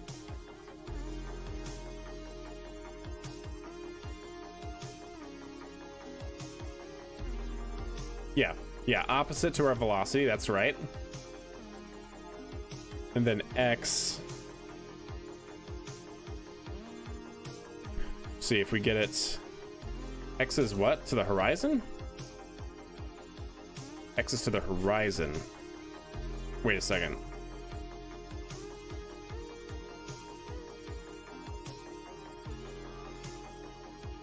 So if we go perfectly 90, I think we need to transform it into the surface reference frame, right? That's very near 0.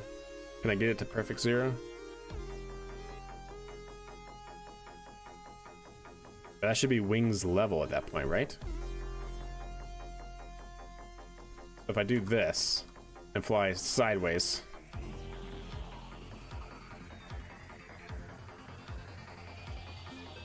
because Y is to the horizon. Y is to the horizon, orthogonal to Z being down to the horizon. Okay. Do we need to transform this vector into the surface? Into the surface frame? Wait. All right, so let's see here. So we have, so it should be this one doesn't change, right? Because it should always pretty much be the opposite of our velocity vector, and that's Y. So retrograde should be the opposite of our prograde direction. So it should be negative Y. It should be basically -1 at all times, which is probably why we want the surface reference frame. And then this one, yeah, let's go ahead and rotate. We'll go 180 because at that point it should be 360.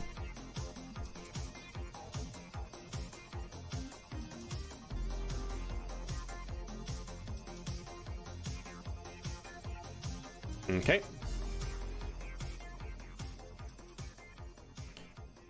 Oh, wait. Okay, so they both changed. But shouldn't it always be -1? Because it should always be the opposite of our... Wait.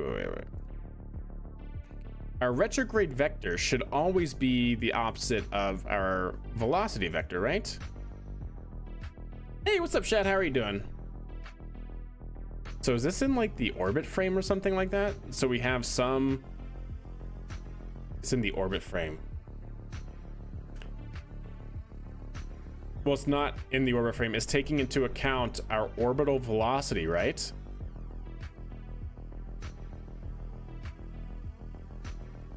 Retrograde is a 3D vector. That is true. Do we need to include X as well? Oh, really? So we do have to do, how do you do that for 3 points with ATAN 2? Do you get this vector and then do another ATAN 2? Hold up.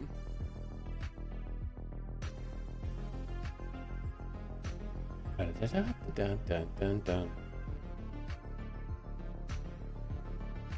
that what we have to do? If it's supposed to be a 3 vector system, ATAN is Y over X.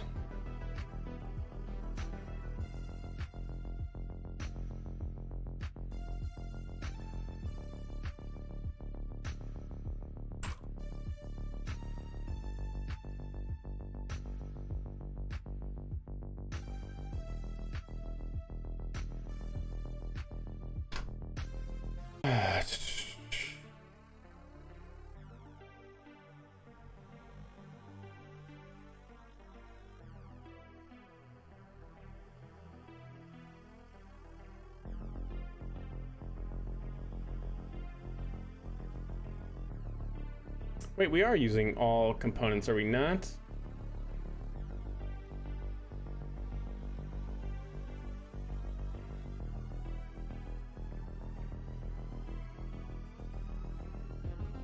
There is no, there is no ATAN 3. We are taking into account all of them, are we not? Oh, well, no, because we're projecting it. So even still, we're only looking for the horizontal components. And Z is always vertical, which never matters, or doesn't matter. Right? Isn't that what the documentation was saying? So I don't think it's that. I think it's quite literally that is taking into account our orbital. Well, that's prograde. So let's see, going this way, what does it say our heading is? Because this is our orbit velocity, right? Our orbit frame. And retrograde, if this is at, say, 70, 45, is that what's happening here? And it's at 210, so it's at 50, 40. Let's see, we aim.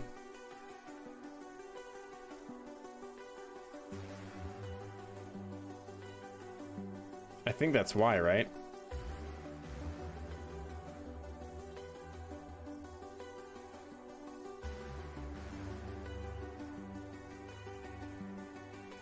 I think that's why.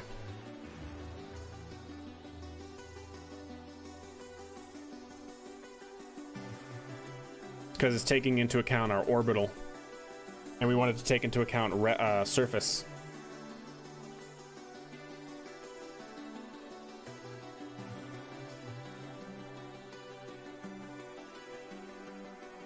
Because that's why it works here, right? Oops. Because that aligned, and then if we go back to north, our prograde and retrograde vector are now no longer aligned, and it's offset because it's using orbital.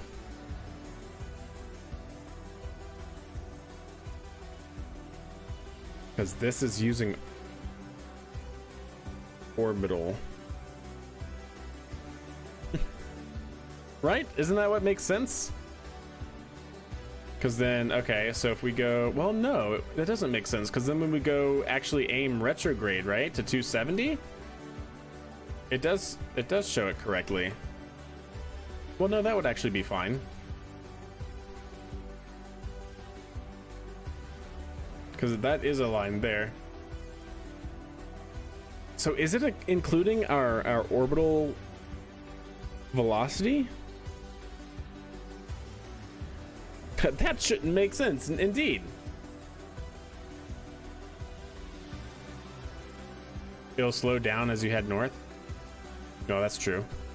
Yeah, over time.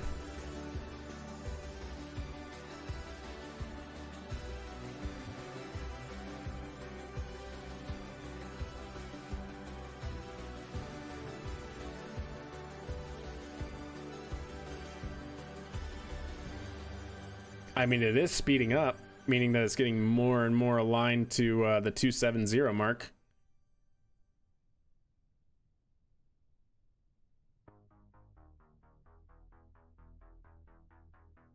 I know, right, Warlock?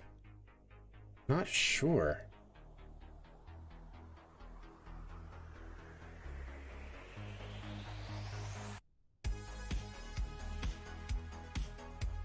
So wait, is retrograde? Whoa.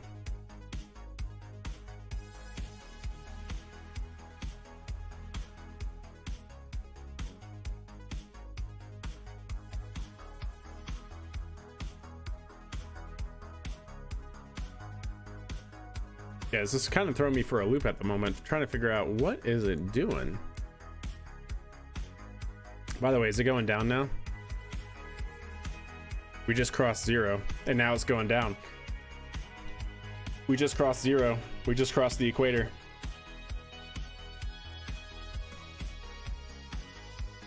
And now it's going down. It's slowing down.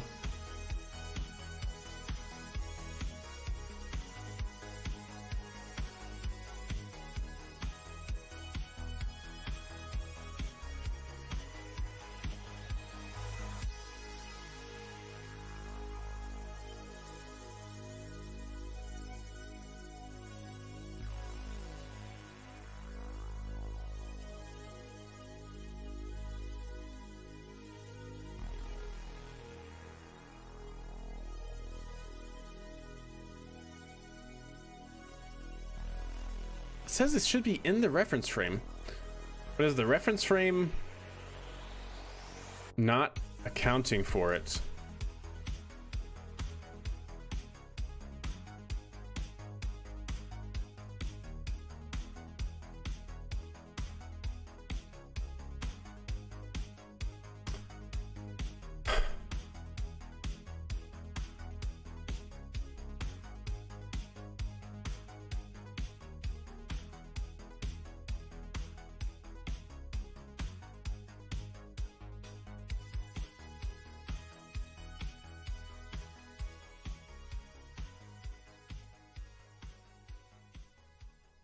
I'm slightly confused by this wording of the body being orbited, but we're obviously not really in orbit. I mean, right? We're in the atmosphere. We're not technically orbiting. So is that why? Do you need to make a hybrid reference frame?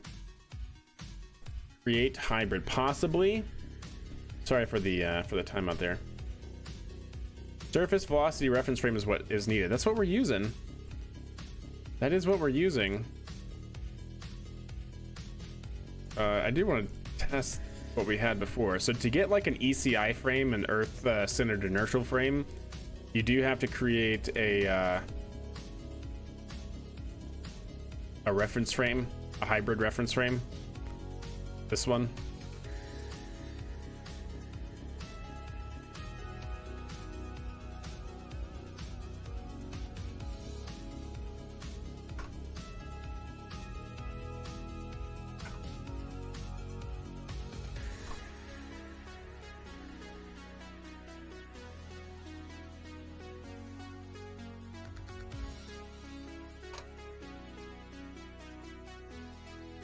Just kind of curious, really, because this should be, we're using the body for the position, we're using rotation relative to the surface and velocity relative. So, well, yeah, this actually probably isn't it, actually, because we're using the orbit body for the velocity. But either that, or we just need to, is there a create relative?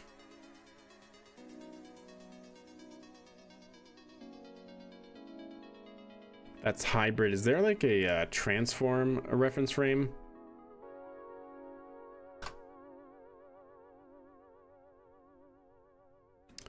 Is there like a transform to a reference frame function? I don't know what that would look like.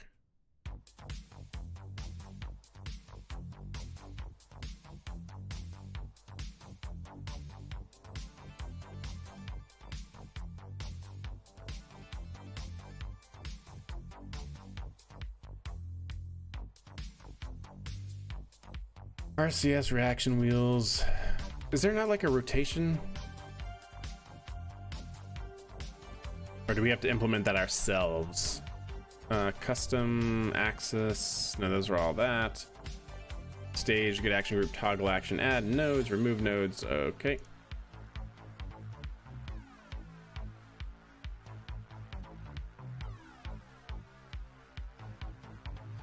We're looking for retrograde for the current vector. That is true. Yeah. The velocity vector of the vessel between surface and orbit reference frame. Yeah.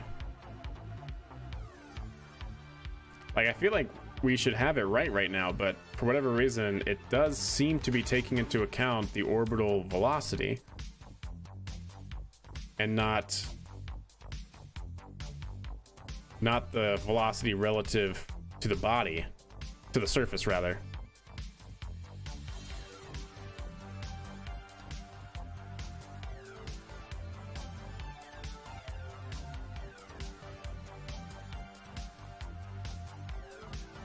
Is there really not like a reference frame transform or something?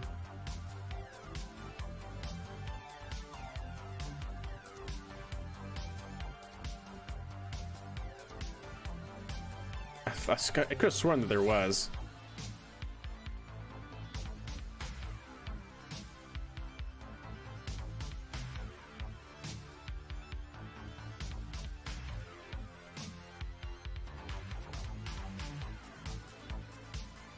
angular velocity, direction, rotation, velocity, bounding box position.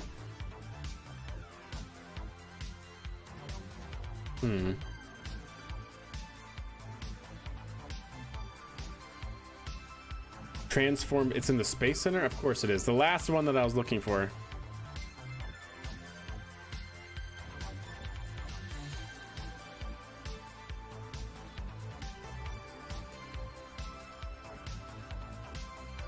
Converts a position from one reference frame to another. Transform direction, that's probably what we want.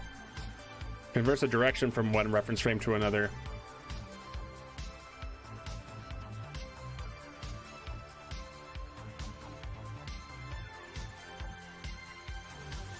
Oh, they use quaternions, cool. Oh, transform velocity, converts a velocity acting at the specified position from one reference frame to the other. The position is required to take the relative angular velocity of the reference frames into account. Position as a vector in the reference frame from, velocity as a vector that points in the direction of travel and whose magnitude is the speed in meters per second. The reference frame that the position and velocity are in, the reference frame to convert the velocity to.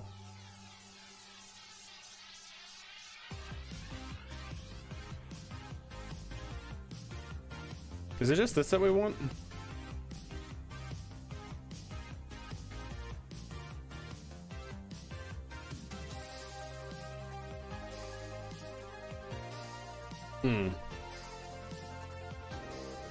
Because I'm curious to see what this does.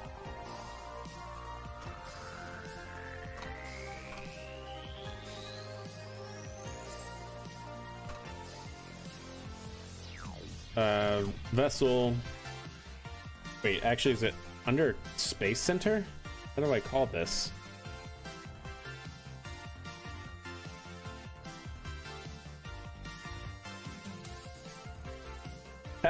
How do I call this?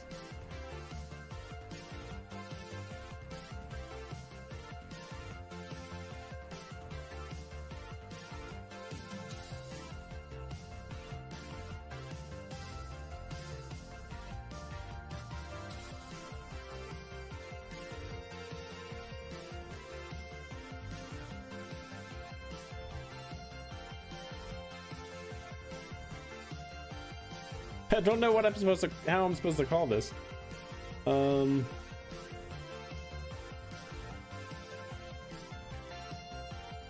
Transform direction.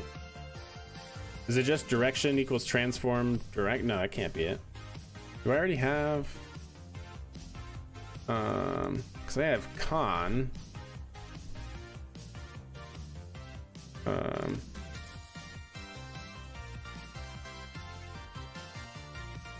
Space Center. So is it con Space Center? No, it's gotta be. Well, maybe not.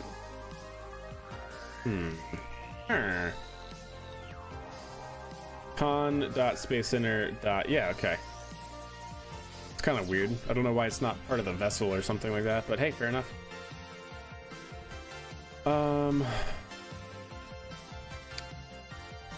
Oh, by the way, I did want to test before we did that. I just do, just out of curiosity, honestly, because I think this was the example right here to show like a ECI coordinate system. Yeah, no. 212.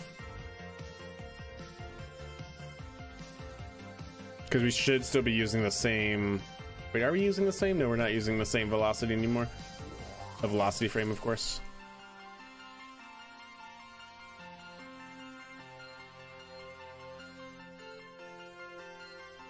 Yeah, so it's having the same problem. Okay, good to know.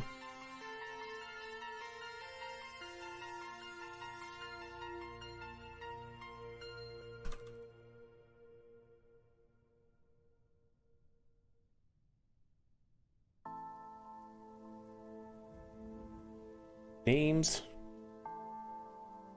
Yeah, you're gonna make me figure out how to do a regular ad, aren't you? Does that work?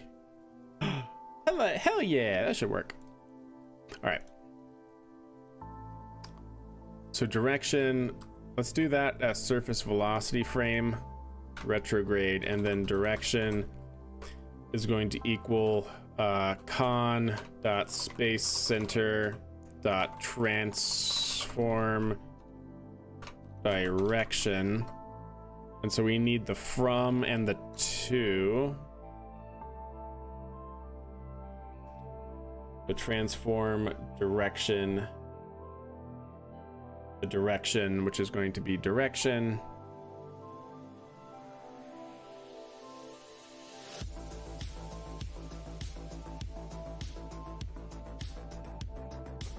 And then from vessel dot surface velocity reference frame to vessel dot surface reference frame. Is that right?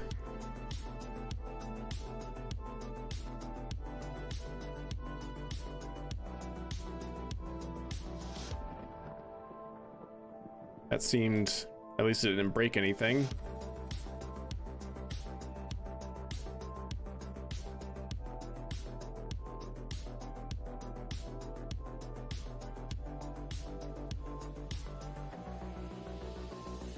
Nope.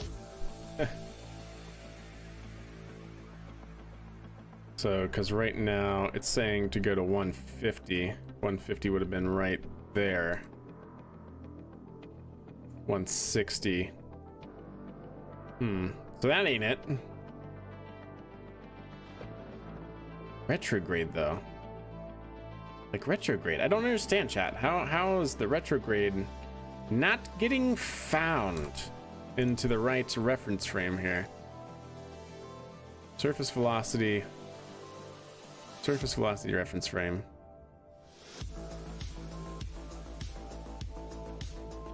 There's no way it should be like the opposite, right? Surface reference frame.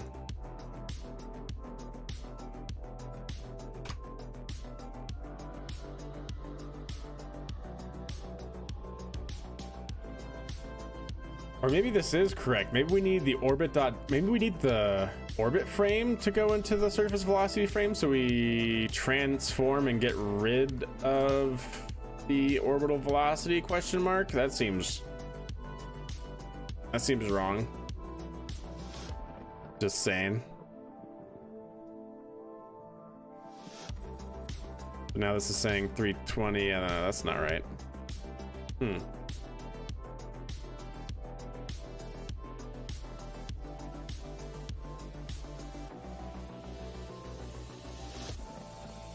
I swear, chat, this is kind of frustrating.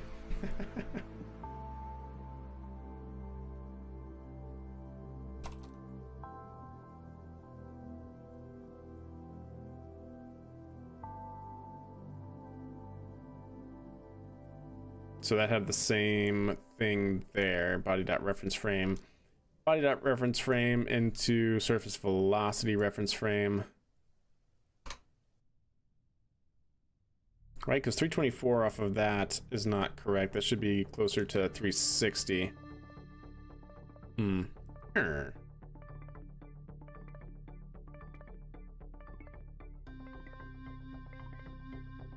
Just don't understand.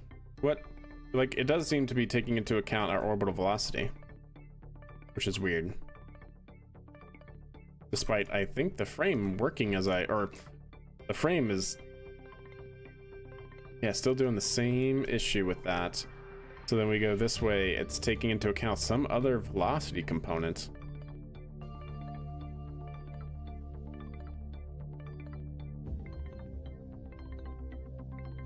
So now at 180, it should be close to 360.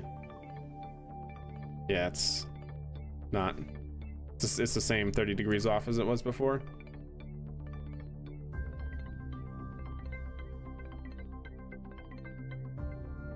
And then that's at 150, so that's a 180 degrees offset from that. Yeah, I don't know what it is, chat. Not sure what it is. Orbit dot body dot reference frame, orbit dot body dot reference frame.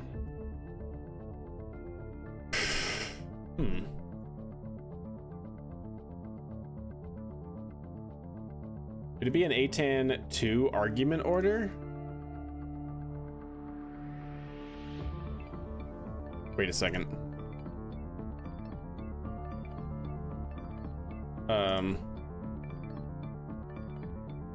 Or Y, because X is not, wait, which way?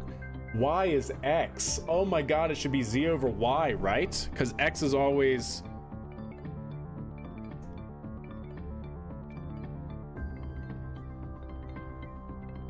vessel. Right? Y, this should be X, so it should be Z over Y. Right? Should be Z over Y instead of, because it's supposed to be Y over X, but X is where Z is supposed to be and Y is X, so it's rotated.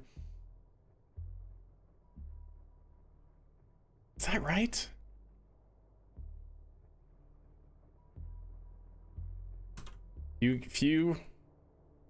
If that's right. No. No. At least not with that. At least not with that.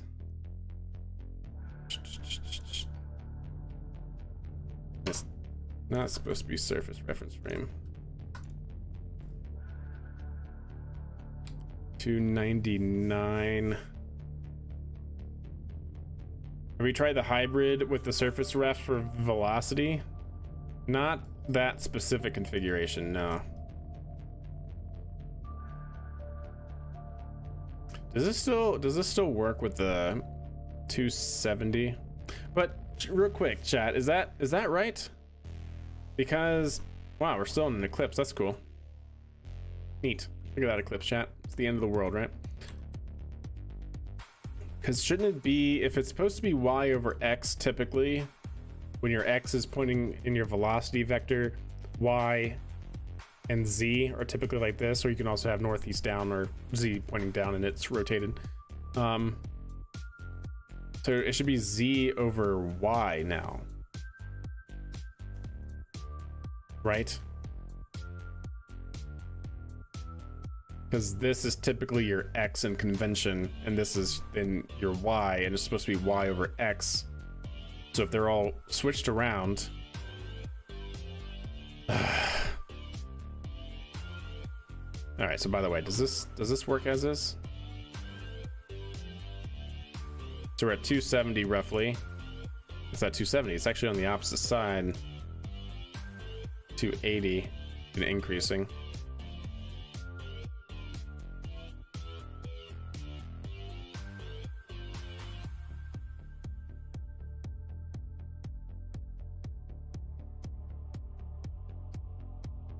$290. Hold up. No way. So it is doing orbit. Hold up, right? 273. Are you kidding me? It is following the orbit retrograde. Why isn't it transforming it into the correct frame? So that is right. Because that is definitely aligned with the orbit retrograde vector.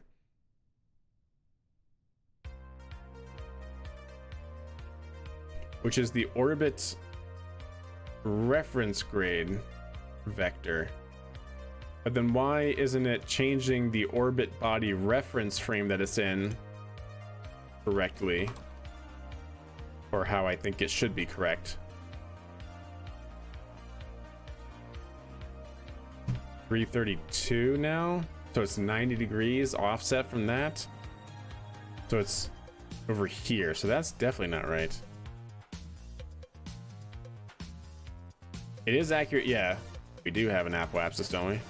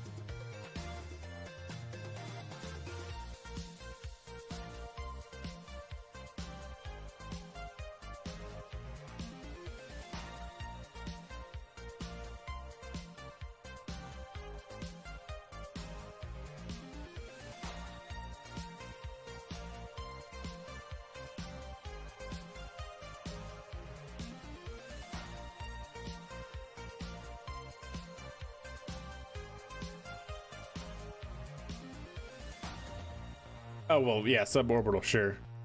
Yeah, I don't know how, trying to figure out how would you get it off of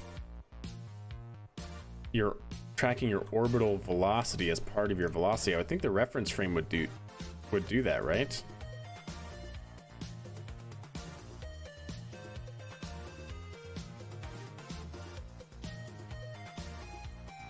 Yeah, I would think your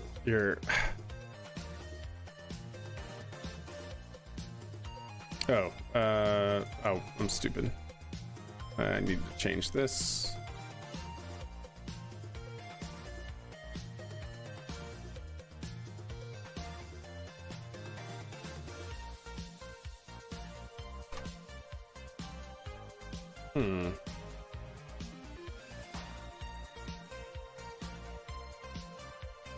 Okay, so that's definitely worse.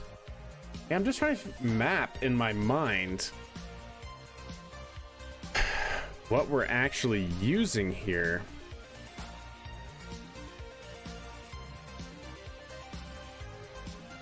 Because this is surface velocity reference frame, and we should be getting the retrograde vector. Maybe we do need a hybrid, but I don't know what hybrid frame we need to use. Velocity. So position should be relative to the body. Rotation relative of the vessel relative to the surface. And should this be vessel dot surface velocity reference frame? My god, I can't type.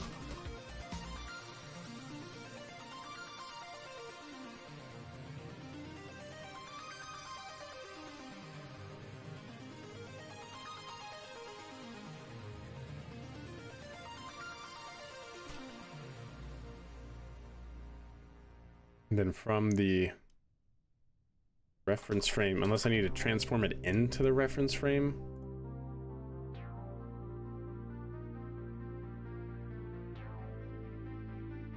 Oh, right.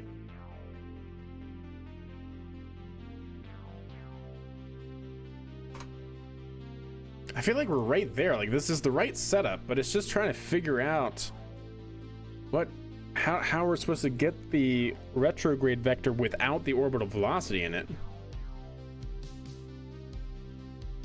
Did I double set? Yeah. First get that, and then transform it. Is that what you're talking about?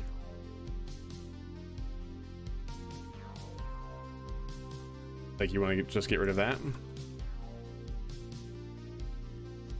That's 301.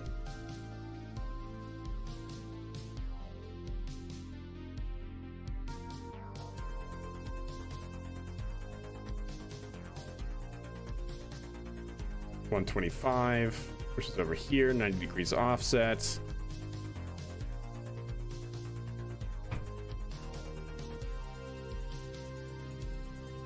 Yeah, it's not. It's definitely taking into account my like, look at that. Like consistently. Yeah, 301, and it's roughly at, I don't know, 100.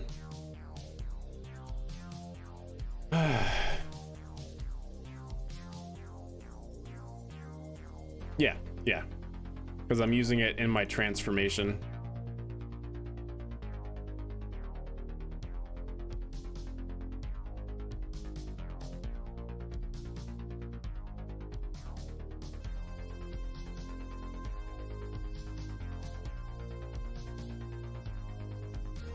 Yeah, I didn't think any of these would be right.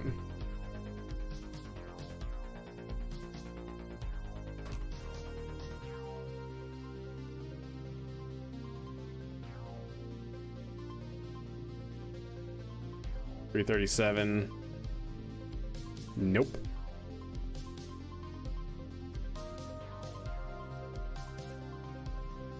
The taste of tobacco helps me think. Yeah, understood. Do I still need to transform direction? I mean, I can only think yes, but I don't know what's right with that then. And also I don't need these.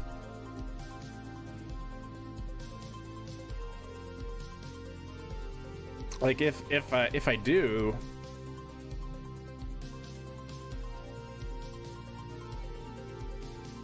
I feel like we've tried every single reference frame that's required here. So we're taking it, we're getting it in the body frame here, for instance, right? And then we should say, we should have the same thing here, right? Vessel.orbit.body reference frame. That's going to be surface reference frame. Still 301, it's the same as it was before. This should be surface velocity reference frame.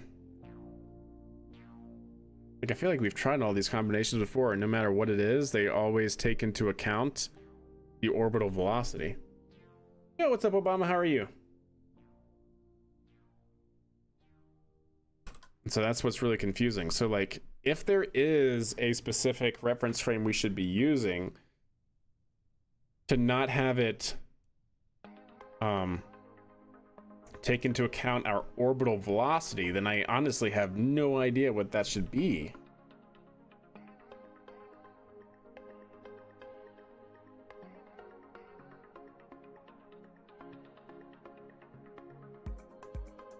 Because it seems like no matter what, we're getting it in the orbital velocity component,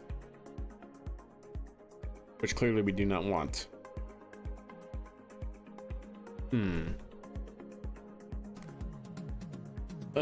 Cheddar.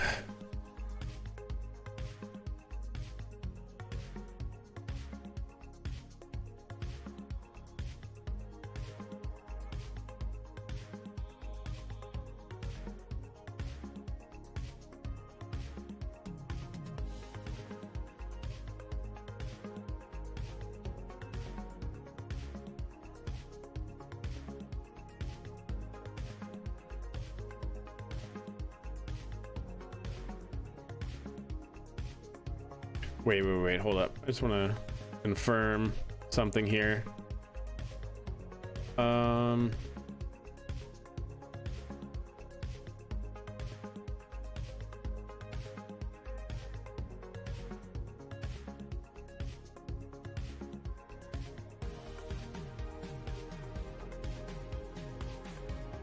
Is it flight? It's under flight, right?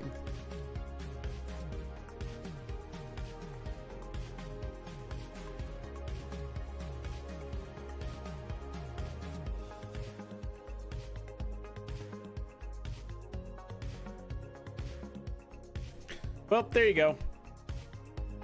That's why, chat. The retrograde direction of the vessel's orbit.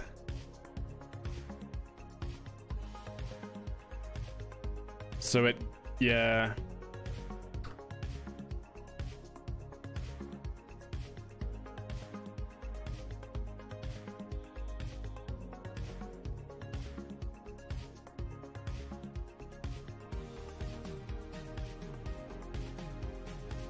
That's why it takes it into account.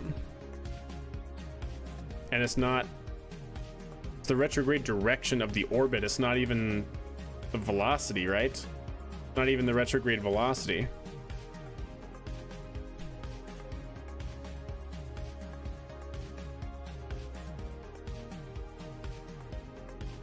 That would be why.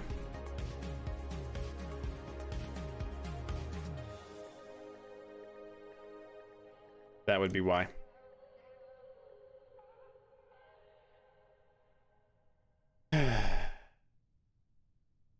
So, all right, well, we can't do that.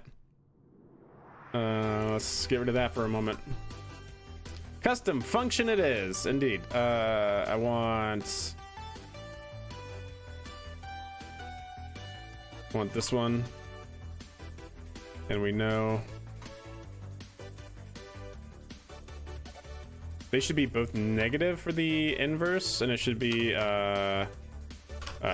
and 1. Is that right? So we get the velocity vector and the surface velocity reference frame, and then we get the opposite of that direction. Is that right? We get the opposite of that direction. This is, yeah, this I'm not certain of actually at the moment, but hold up. And then we define that with a tan 2.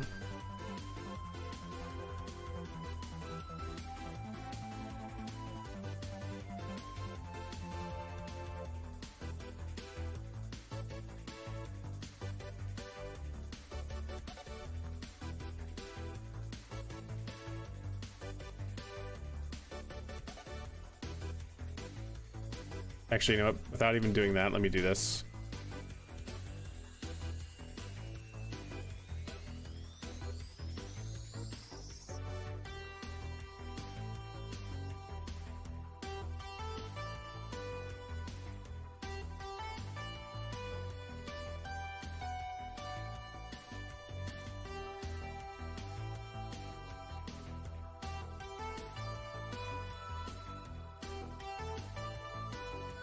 Well, yeah, we can print that out.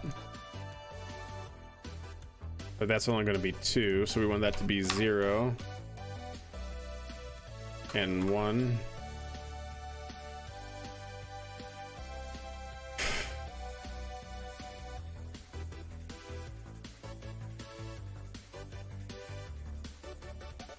Division by 0? Where? Horizontal velocity?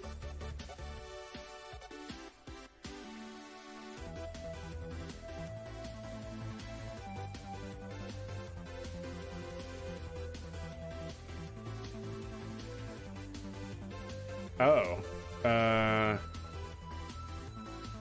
because the velocity and the surface velocity reference frame. Ah, of course.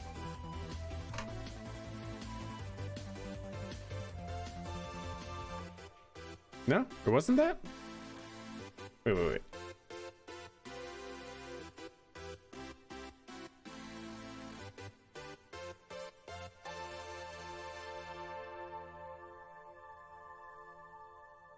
Am I missing something here? What's up, Uncle Bill? How are you? I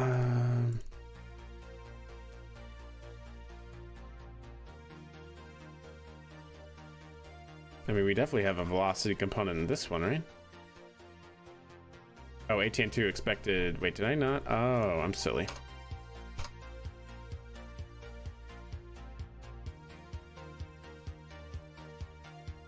Okay.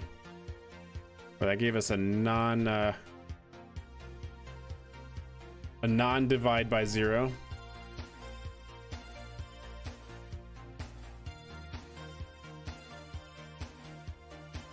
I thinking about that right, chat? This is really, really confusing me.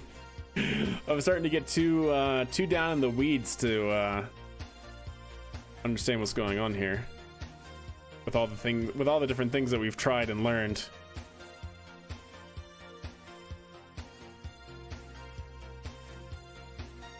So now it's saying to go 180. Wait, that's right. Hold up. No, that's right, but hold up.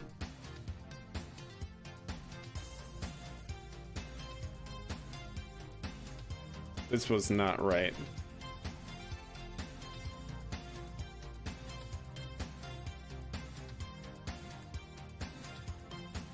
Wait, what? 270? Oh wait, is this still going though?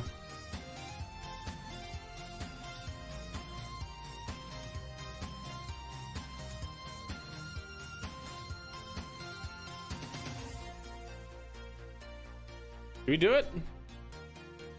All right, wait. We gotta go 270.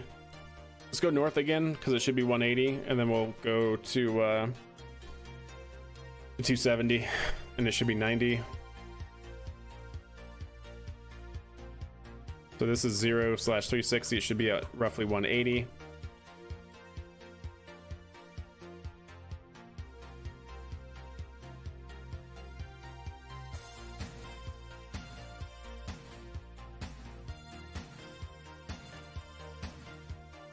$270 should be 90.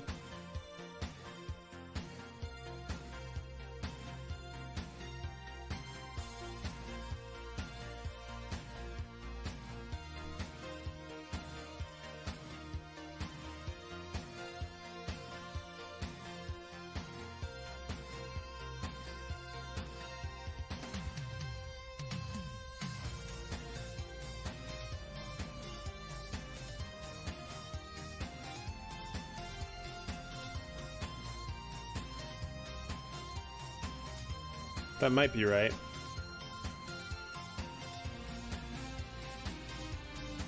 We are side slipping, we are drifting. Let me guarantee.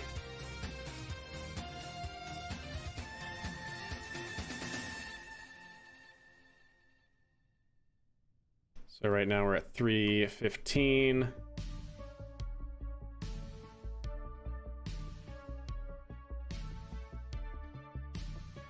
Yep. Still. All right. Yep, never changed, going vertical, nice. I may have done it. That may have done it.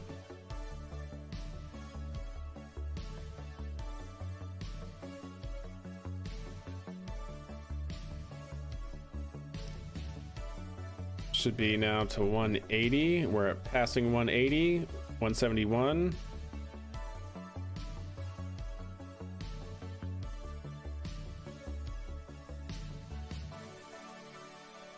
$180, 183, 185,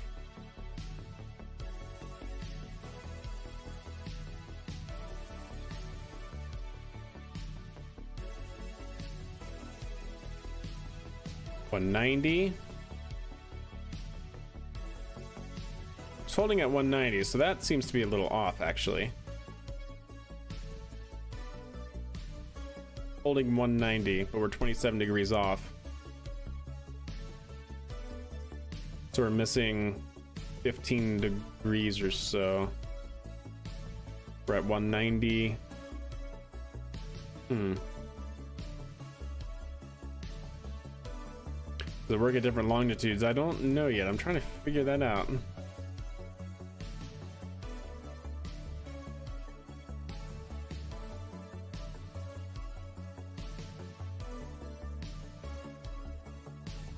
We're holding at 180 here. That's good. And there's our orbital velocity, so that's good that it's way over there. Huh.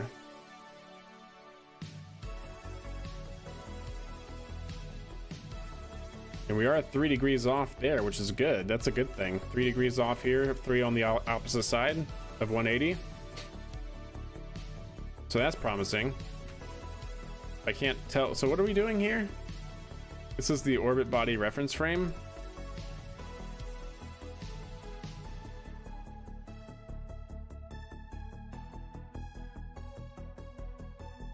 Oh, wait a second. That's wrong. Right? It should be 1 and 2.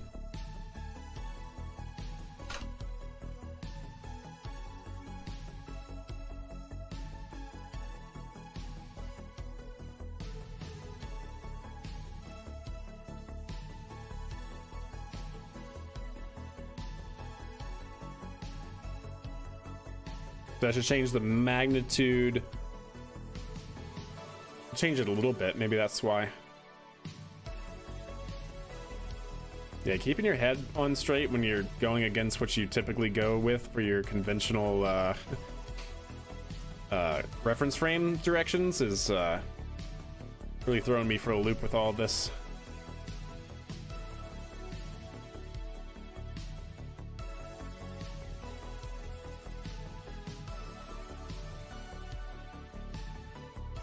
That, I think, did the trick, chat. Let's go 315.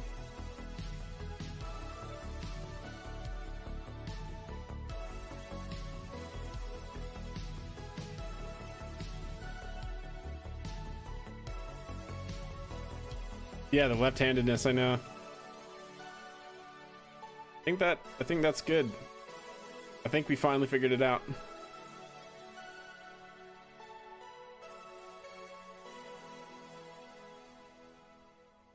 We'll of course have to test it with the actual DCX. Okay, so let's go ahead and land, chat. We're gonna watch this all the way in to 190. We're at 10 degrees off. That's correct. That is correct.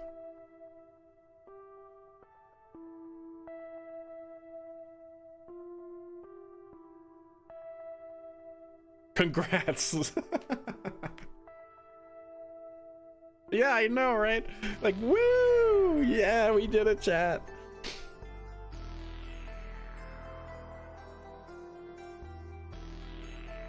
Near the 0? Yeah, I know. I'm kind of worried about that too. But so far, it's been pretty stable, though. Like, even with changing our latitude, like with the other one, when we were actually doing our orbital velocity, right? Or our orbital velocity components, we were changing our heading as we were going straight north.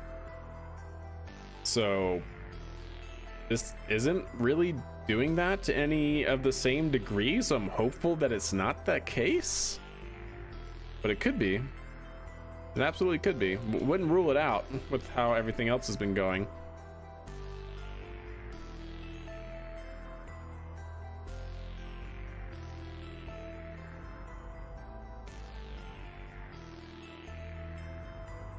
Oops. But I guess we'll just have to test it and see, right?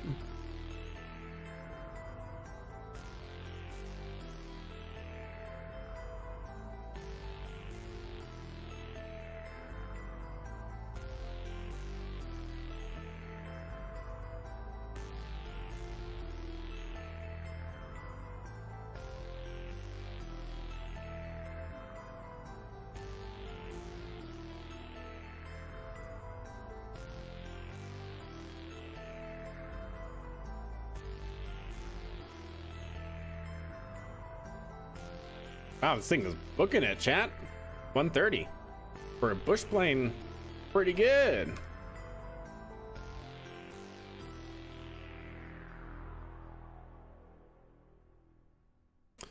Yes, it will be interesting to see if that is the case. But if we always land back at KSC, does it matter? Our mitigation to this mathematical problem is that we just never land anywhere near other than KSC. Instead of fixing the problem, that sounds like a good idea. Yeah, we'll have to test and see.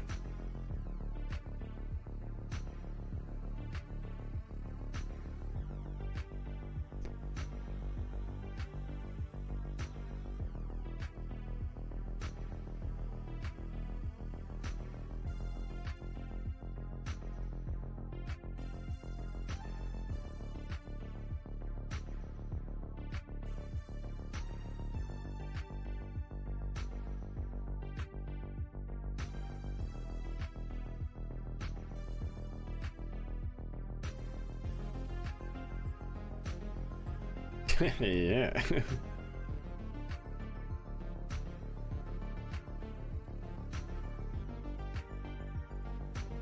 right, we're gonna buzz the landed Falcon 9 chat.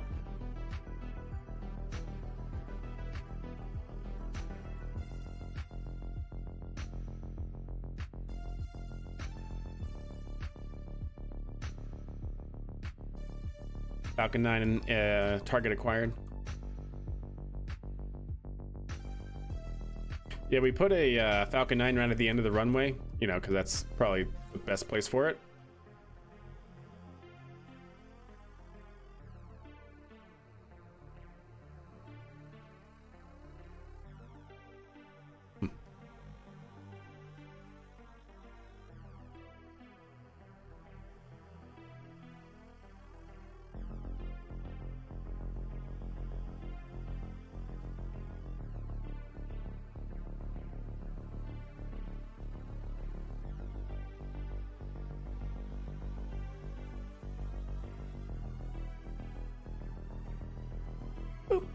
This is fine. This is fine. This is fine. This is fine.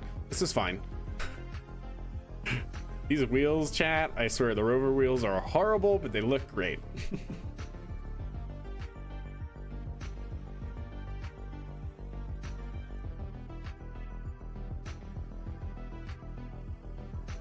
right, let's try this again.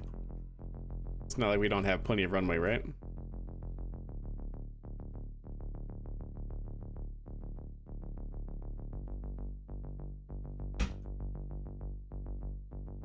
wants to side slip for some reason, even though both propellers should be bound to the same axis. Oop, that is a terrain seam on the runway. That would be bad to hit. Let's not hit that.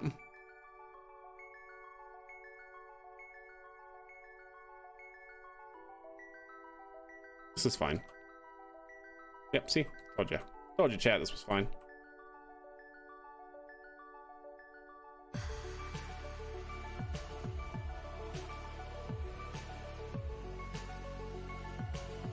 Clear land on taxiway A, indeed.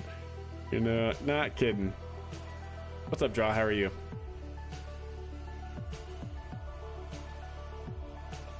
All right. Let's go ahead and revert. Actually, I think we need to go into the other save, is where I think I have the quick save. The Harrison Ford approach. I'll take it. I'll take it.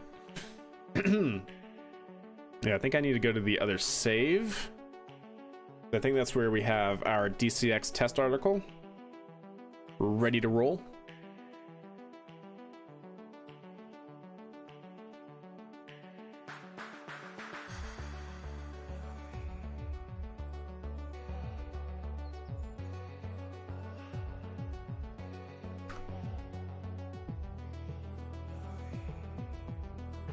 All right, well, if that worked, that'd be grand.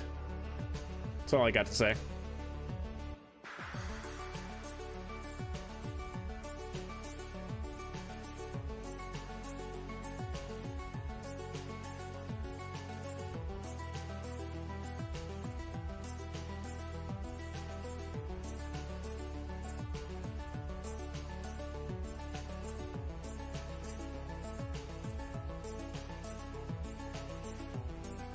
All right, well now we got the boring flight testing out of the way. Let's actually test what we just did, huh?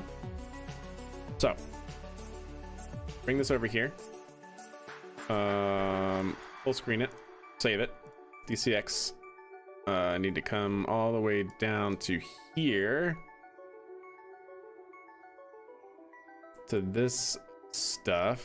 So this is gonna be, this needs to be orbit dot body dot reference frame, and it needs to be 1 and 2, and then it needs to be this one,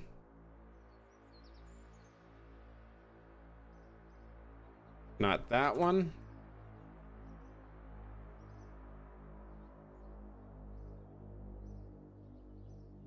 Actually, I think I liked how I did it here, so let me just copy and paste this in.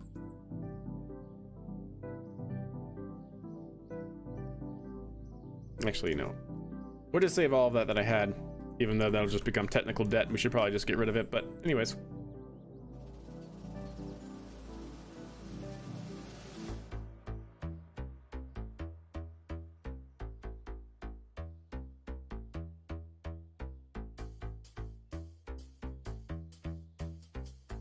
I think that's right. I think that's all that we needed.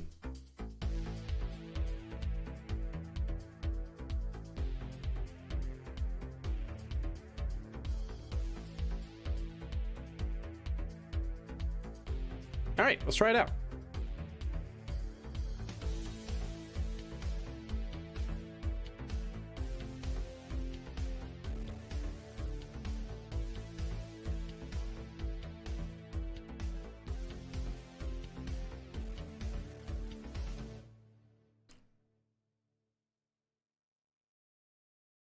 Come on, game, you can do it. I believe in you.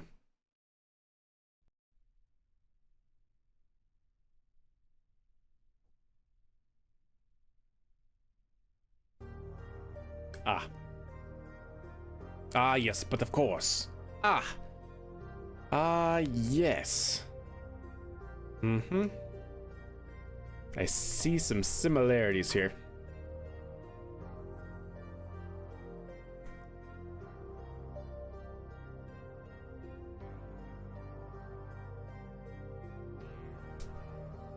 Well, after 2.5 hours of debugging, let's see if we did something that's worthwhile. I won't hold my breath until it works. You know what I mean. All right, chat. Let's see what we got here. So, what altitude are we going with? We are going to an altitude.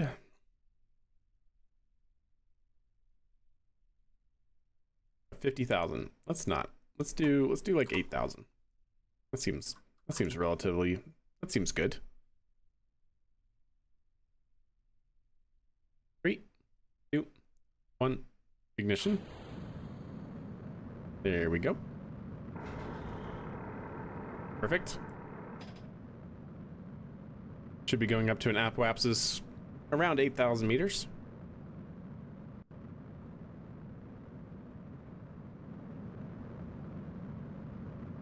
There we go.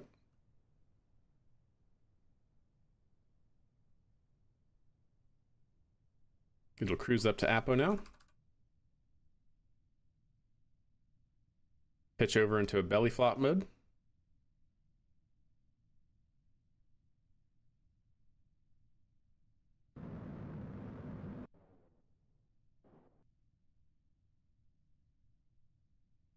We are 600 meters from the pad.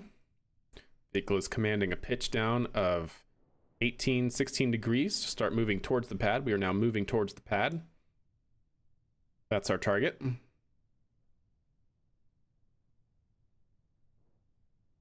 Yep, moving towards the pad. Vehicle should start pitching up. Vehicle is pitching up. So we win intuitive machines twice in one game. You know it. You know it. Yep, vehicle's pitching up. Good. Vehicle should enter. Yes, perfect.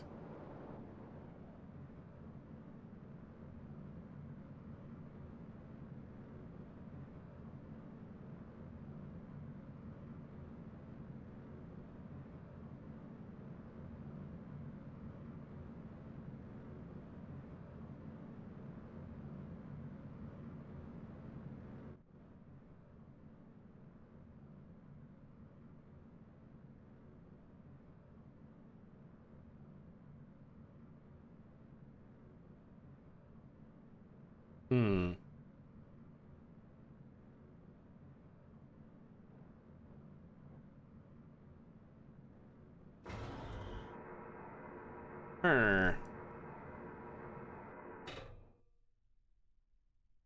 But why?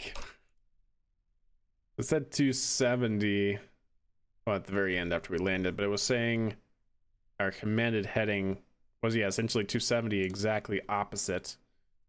Did we do something wrong here, chat? Wouldn't put it past me. Because we're getting our velocity vector in our orbit body reference frame. We are getting the horizontal velocity component. I wonder if I need to...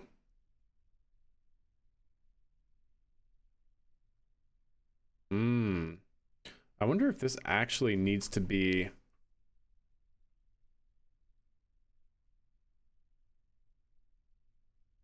transformed, chat,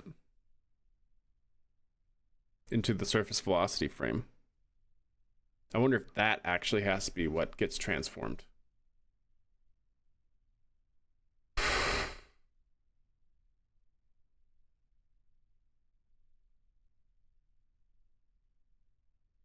that's negative. Like, it's definitely not this, right?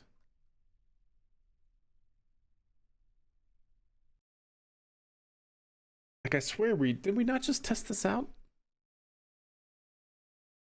Surface velocity or just surface frame?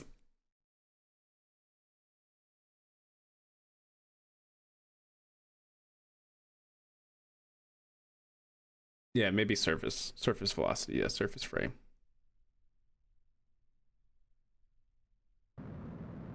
Oh, that was not what I meant to do. There we go. me try that. Let me just try changing that because I had them both negative, thinking that that would be the inverse.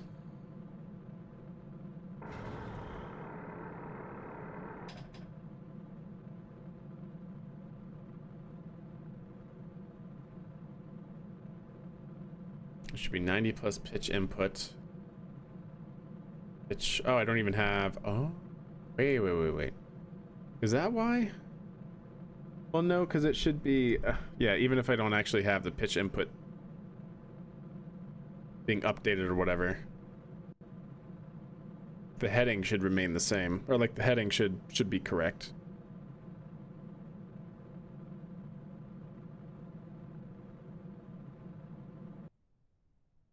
Wait. Hold up.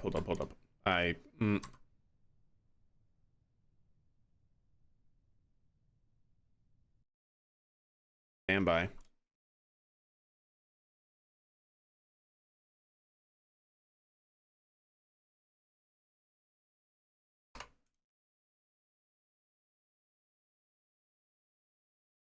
We want the horizontal velocity to be 0, which that should be the pitch, I think, because that'll command negative. It'll command pitch off of that axis. Let me try that, because I'm thinking that it was commanding the correct heading, but our pitch was remaining vertical. Whereas if we had our pitch aimed off, we maybe not. Maybe it's still actually the opposite. We actually want it to be. We'll see. We'll see, chat. Oh, and well, if this doesn't work, I need to change back to negative, like we had it before.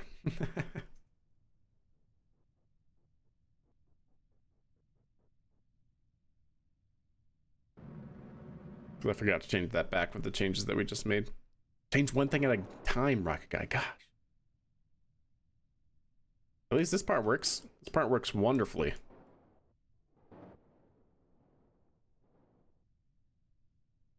Right?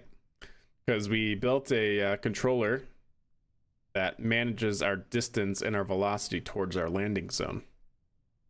We aim more pitch down if we don't have a high velocity or if we're moving away from it, and we start pitching up to regulate our velocity towards the pad so we don't overshoot it. So that worked out pretty well.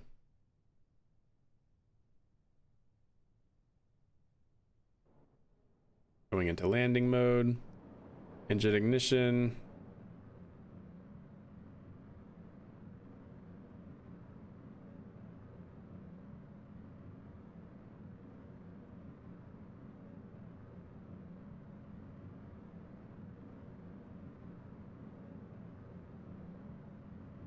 Don't know what it's doing.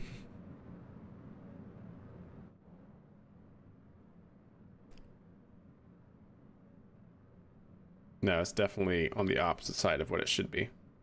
So just add 180 degrees, right? That was me doing that manually at that point. So is it that simple?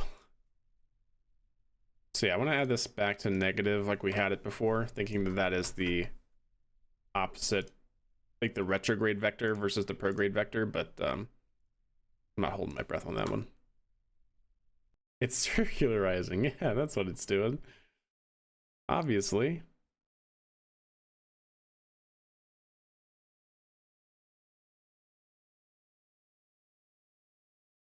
Yeah, I don't know what it was doing with that. It was kind of funny.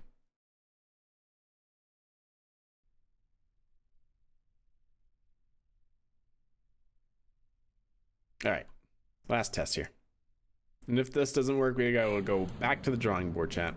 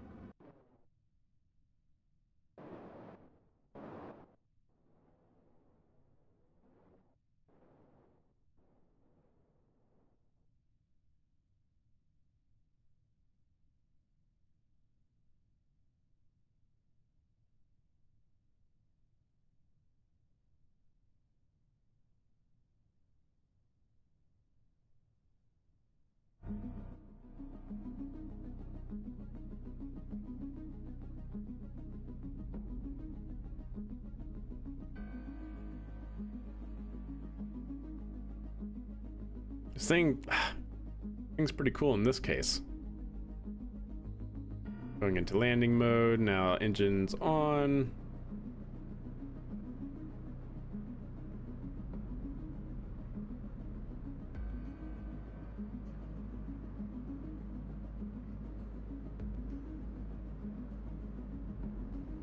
Nope, still the opposite.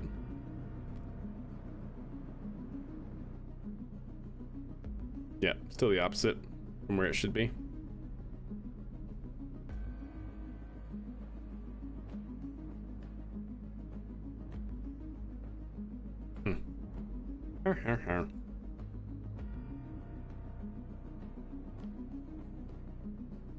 See, this is why I want to fix this, so this doesn't happen. Oof, oof, oof, oof. Now we're fine. Yeah, weird.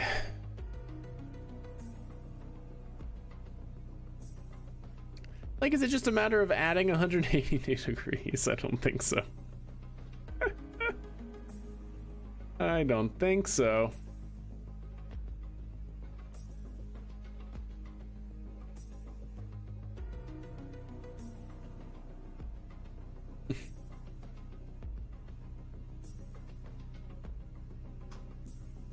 Pretty sure that's not gonna work.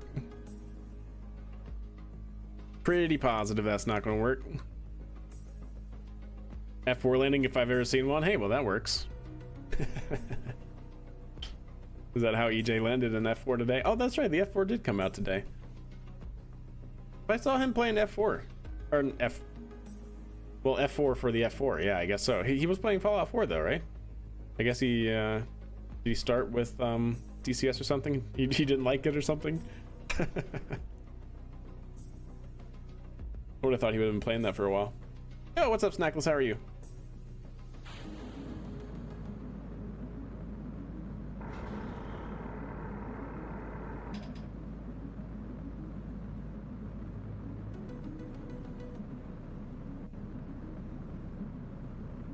Yeah, I figured.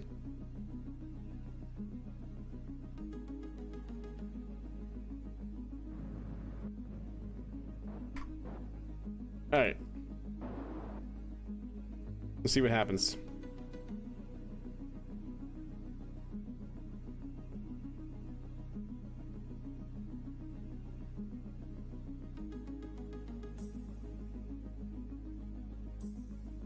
Hey, nice, Snackless. Heck yeah. It's always fun.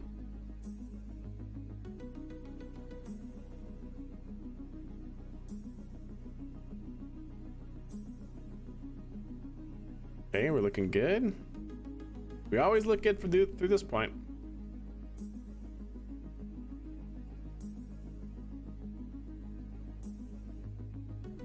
And landing mode.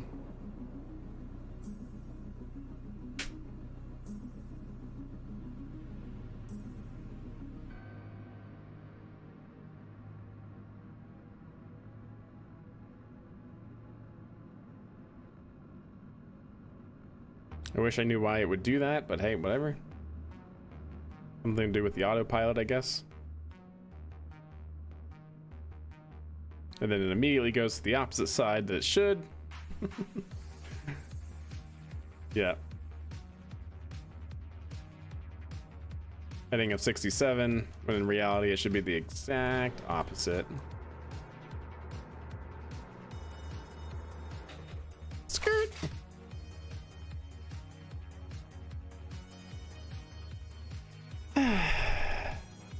We are doing target heading, yeah. Degrees and ATAN 2. ATAN 2 should be negative 80 to 180. We're adding 180. Yeah. Well, chat. That's it's gonna have to do it. Getting mentally exhausted with this, and it's gonna be another day at work tomorrow.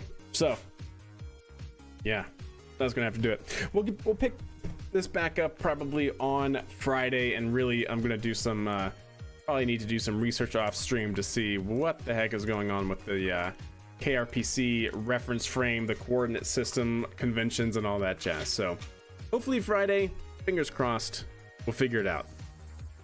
All right, we learned a lot today, though. We learned a lot how not to do something, and so that's always good. Everything, including the upper stage shown, is reusable. Let me see. Oh, that actually looks really good. Very nice.